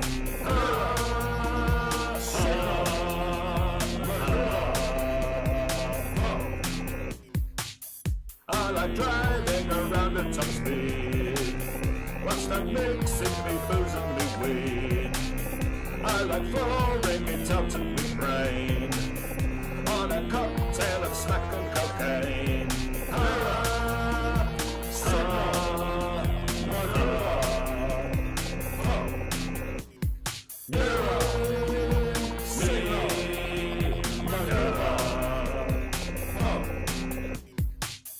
I do donuts out of my head.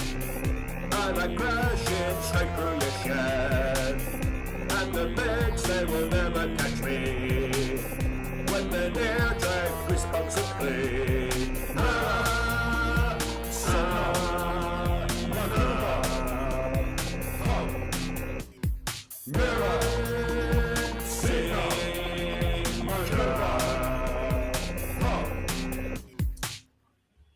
All right, that was the fabulous Sandwich Pan, and yeah, I just wanted to finish off the intro video for the show. So I try and do like a few topical clips. So yeah, you know, the Iranians, they sent a missile. Did you see that? It hit the old Temple Mount in Jerusalem. Did you see that? Future Shock, you're muted, mate. Are you there, bro? Here he comes. Anyway, listen, I'll carry on. So yeah, that was a minute and a half. It was a bit quicker than anticipated. Whoa. So, all right, bro. Yeah, I was saying, mate. If you remember the introduction, the clip, the video I did for the intro, showed a missile, like an Iranian missile, hitting what is it? The Dome of the Rock. Oh yeah. Yeah, they fired a missile the other day at Temple Mount in Jerusalem. Yeah, yeah. Al-Aqsa and stuff, isn't it? Yeah, well, yeah, exactly. So that was the idea, isn't it, that if the mosques are destroyed on the Temple Mount, then the Jews will be able to build a third temple, right? Which is supposedly a sign of the apocalypse, right? Yeah, I saw the video just earlier today, actually. The Antichrist and all that stuff, right? Early hours of the morning today, actually, I saw that. Yeah. Yeah, I don't know too much about that kind of apocalyptic story that you mentioned, but I mean, what the hell is going on when they're doing this kind of stuff? It's kind of crazy. So is it supposed to be that some sort of fulfilling of a kind of like a prophetic thing? Well, that's the thing. The Shia, the Twelver Shia Islamics, the Muslims, right? The particular people who are controlling Iran right now, they are apocalyptic. They actually, specifically, there's the 12 Imam Shia. The 12th Imam is supposed to be still alive. He was like born in like the 8th century, and apparently he's been obscured from history, but he's still alive, and he's going to return in the end times. And the idea is there's a particular group of hardline clerics who are connected to the Haqqani circle school of thought, based in Qom in Iran, and they actually believe that they have to set the scene for the apocalypse. They have to make the Mahdi return by creating conditions on earth so that he will return. But this is a little bit similar to what some of the Zionist Christians believe, isn't it? You heard that some of them think that, you know, if we, you know, I think like George Bush and stuff, if they sort of create these circumstances of the apocalypse, then Jesus will return. I don't know if there's anyone who's in their right mind who believes that. I mean, that we have to make the apocalypse happen so Jesus returns.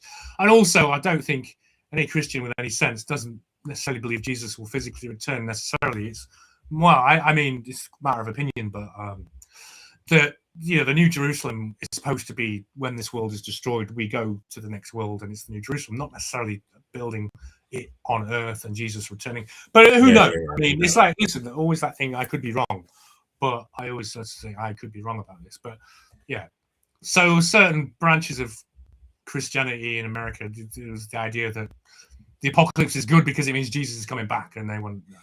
Well, and it's supposed to be happening soon, isn't it? This is what they're saying. I mean, I know people who are sort of in my friendship circle who kind of like got slightly roped into the thinking. I'm told this thinking that I'm told by them that Jesus will be returning soon. Christ is returning soon. And it's the end of times and all this kind of stuff. So, well, the thing is, we're in such a effing mess that the only thing that could solve this is God and Jesus intervening. But everything is so corrupt, and the Freemasons and Satanists have got so much power over everything. Even like some people think we're going to have a revolution, we're going to take over.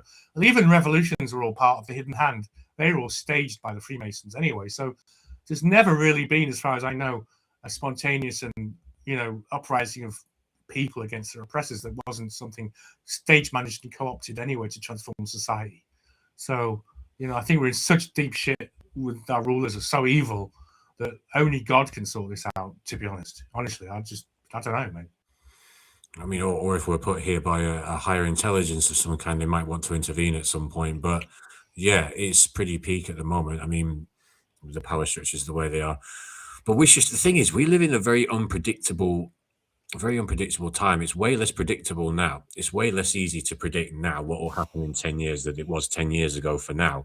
So it's hard to make any. This is why I always kind of like, not that I want to labor any kind of point about climate change or anything like that, but this is why I always kind of like shake my head and laugh at these guys, because it's just, man, you're talking about, you have no idea what's going to happen. Honestly, you have no idea what's going to happen in the next sort of like few decades. So how they can be so sort of confident in their proclamations, anyway, that's another story, another time. But yeah, well, yeah, we have no idea what the world is going to look like in 2036, and we've not really been in a moment like that. I mean, you're always able to kind of extrapolate out somewhat, but change could be so fast, so soon. It's quite difficult to predict really where we're going. I think people are, Rupert Lowe and Restore Party. Have you heard of that? Have you heard of him? Oh, of course, yeah. A lot of people are getting really overexcited about him. There's some on YouTube, Andy the Gabby Cabby and a few others. They think we've already won. They're getting so excited. I'm like, mate, we haven't won nothing. We haven't even acting like we've won an election. We've got 3 more years of this. And even then, the chances are by 2029 we'll be at war with Russia, and there won't be elections. It'll be like a war. They suspend the elections during, like they did in World War II. There won't be any elections, so we'll just be stuck with this evil left-wing Labour tyranny, just obviously replacing us and locking us up for complaining about it and such. But anyway, I'm not a black pillar. Don't get me wrong, but yeah, just on the present trajectory, things don't look good. And people are so desperate for any, hopium.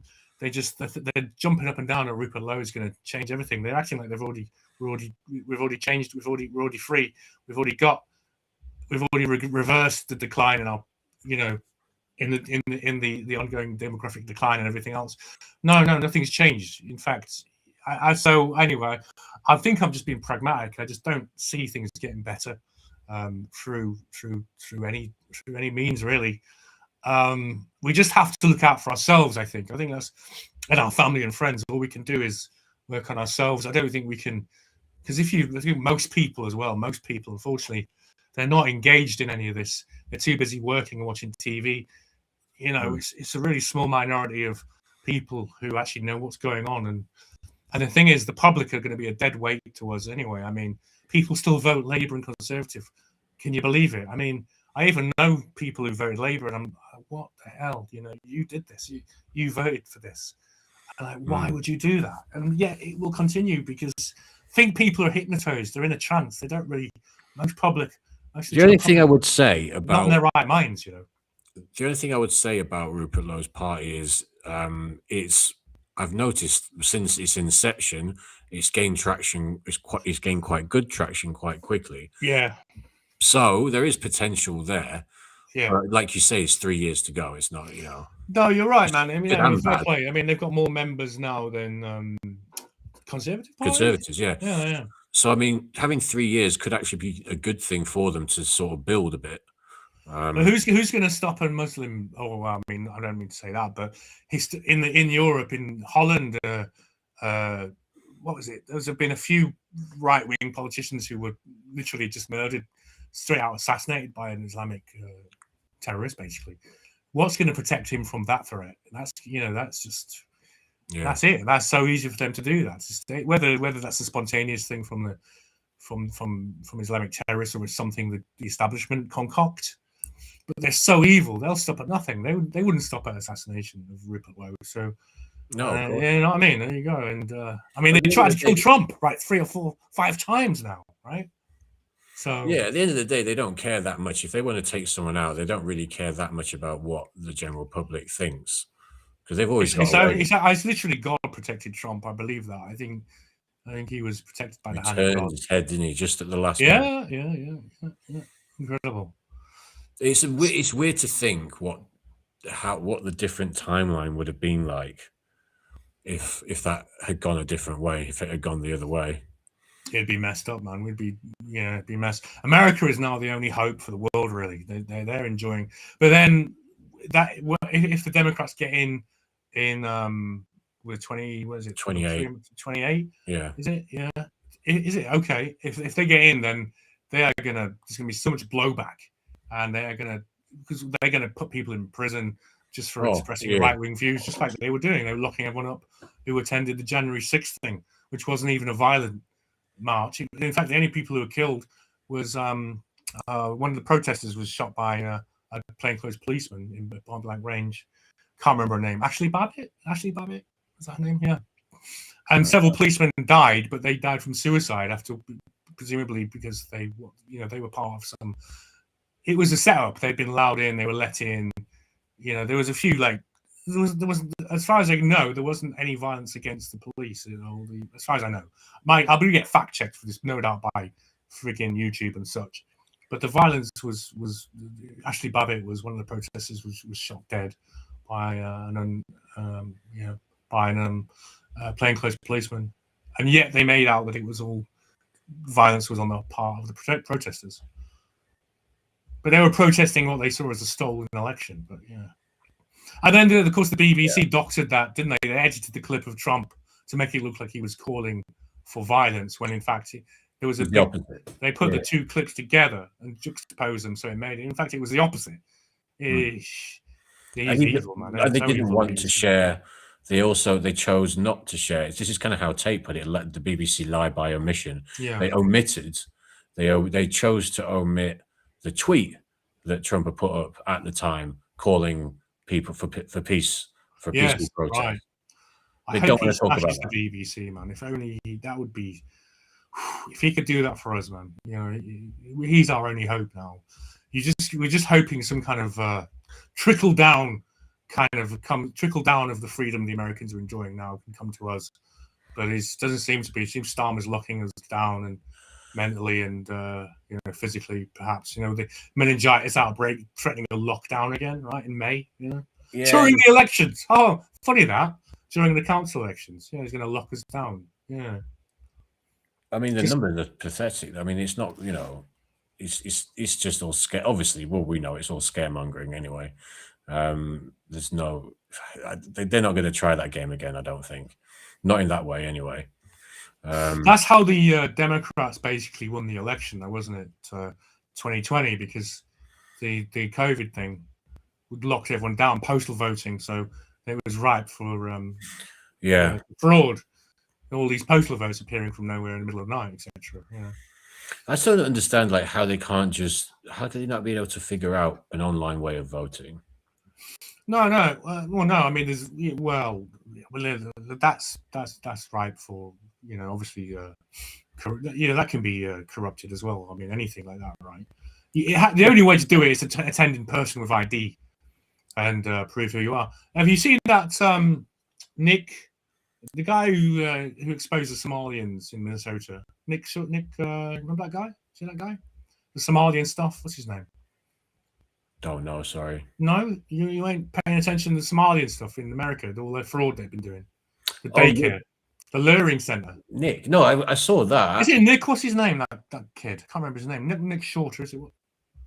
Anyway, listen, I can't remember his name, but he's been exposing the fact that there's all of these like 15 voters have been registered to like a portaloo in outside Los Angeles, for instance, or something.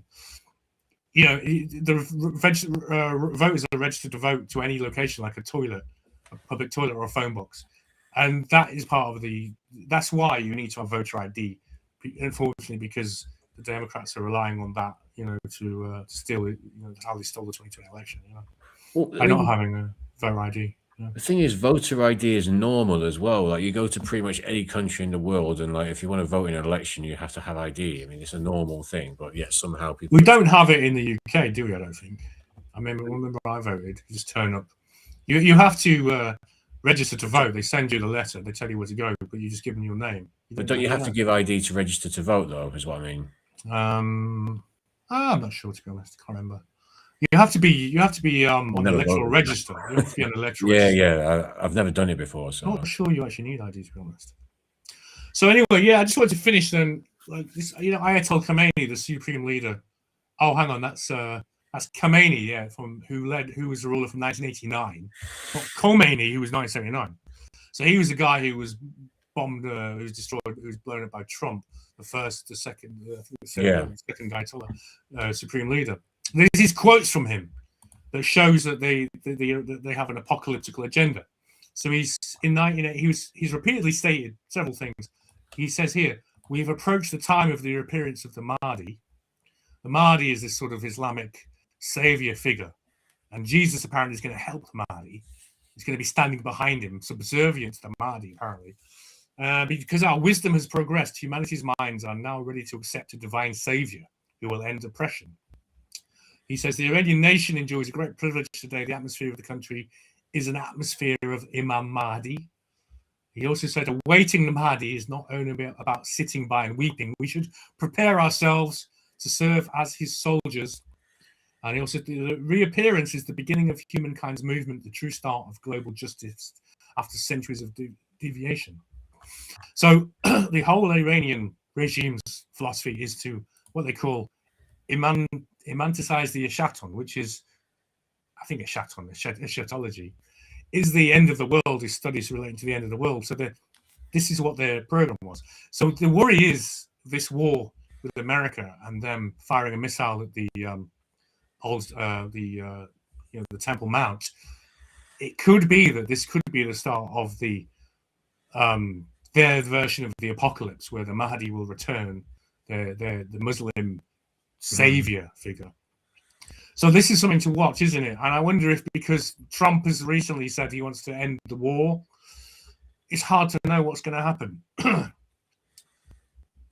Do they destroy? Who's backing the Iranians as well? Because it just can't be the Iranian regime. They're just getting wiped out all over the place. Something is behind them, propping them up. It's really strange, you know. So yeah, this is the thing to watch. Is this the end times? I mean, and it's all more to the point. Is someone trying to make it the end times? You know, Nick Shirley, by the way. Nick Shirley, that's it. Yeah, thank you. Do we believe the thing with end times, though? Do we believe we can get to end times? Is there any? Do you reckon there's any chance that something would intervene if we were getting too close? You know, like we see after all the nuclear tests, there's the sort of increase in UFO activity and stuff like that. Is there a chance, you reckon? Do you reckon there'd be an intervention? I don't think so, bro, but it's something we can talk about next week. How about that? Yeah, we'll leave them on a We talk about alien interventions. We'll talk about aliens, then we'll do aliens next week. We'll do Red Dwarf season 3, and we'll do an alien thing next week, okay? And we'll go over. We've done aliens before, but we'll go into it again. We'll have an aliens chat next week. We'll have a little chat about it. Yeah, we'll have a little chat about it next week. Among the bits and pieces. Yeah. We did a good 3 hours. All right. I'm done now. So we're gonna call it an evening here. We've done quite well, 3 hours. Nice chat. Yeah. All right. So I'll say goodbye to everyone out there, and thank you. Hang on. What is it again? Where the Doll's House Dance. Cheers, Where Dolls Dance Dollhouse. Good to see you, bro. Cheers, where the dolls dance in the I can't get it. Where the dolls? Can you remember what it is? Where the dolls dance? Where Dolls Dance Dollhouse. Where the dolls dance? Dollhouse. Yeah. All right, guys. see you next week. Are we going to go for the same time? Same time. So next week we'll have to talk about just timing wise, because if you remember, I told you a few weeks ago I'm not going to be around in the evening on Saturday. Yeah. But so we can discuss that to kind of maybe change the time or something. Should we try and do Saturday afternoon or something like that? That should be fine, yeah. All right. We'll if you're listening, we'll try and go for next Saturday. We'll confirm a few days in advance with a slightly earlier, basically. Yeah. All right. A little bit earlier. That sounds awesome. That sounds cool. Yeah. All right. Cool, guys. Cheers. All right, man. Take care. Nice to talk to you, In a Fish bit. Shark, and everyone else. Take care. See you later. We'll play out with my outro. Cheerio, guys. All the best. Have a good week.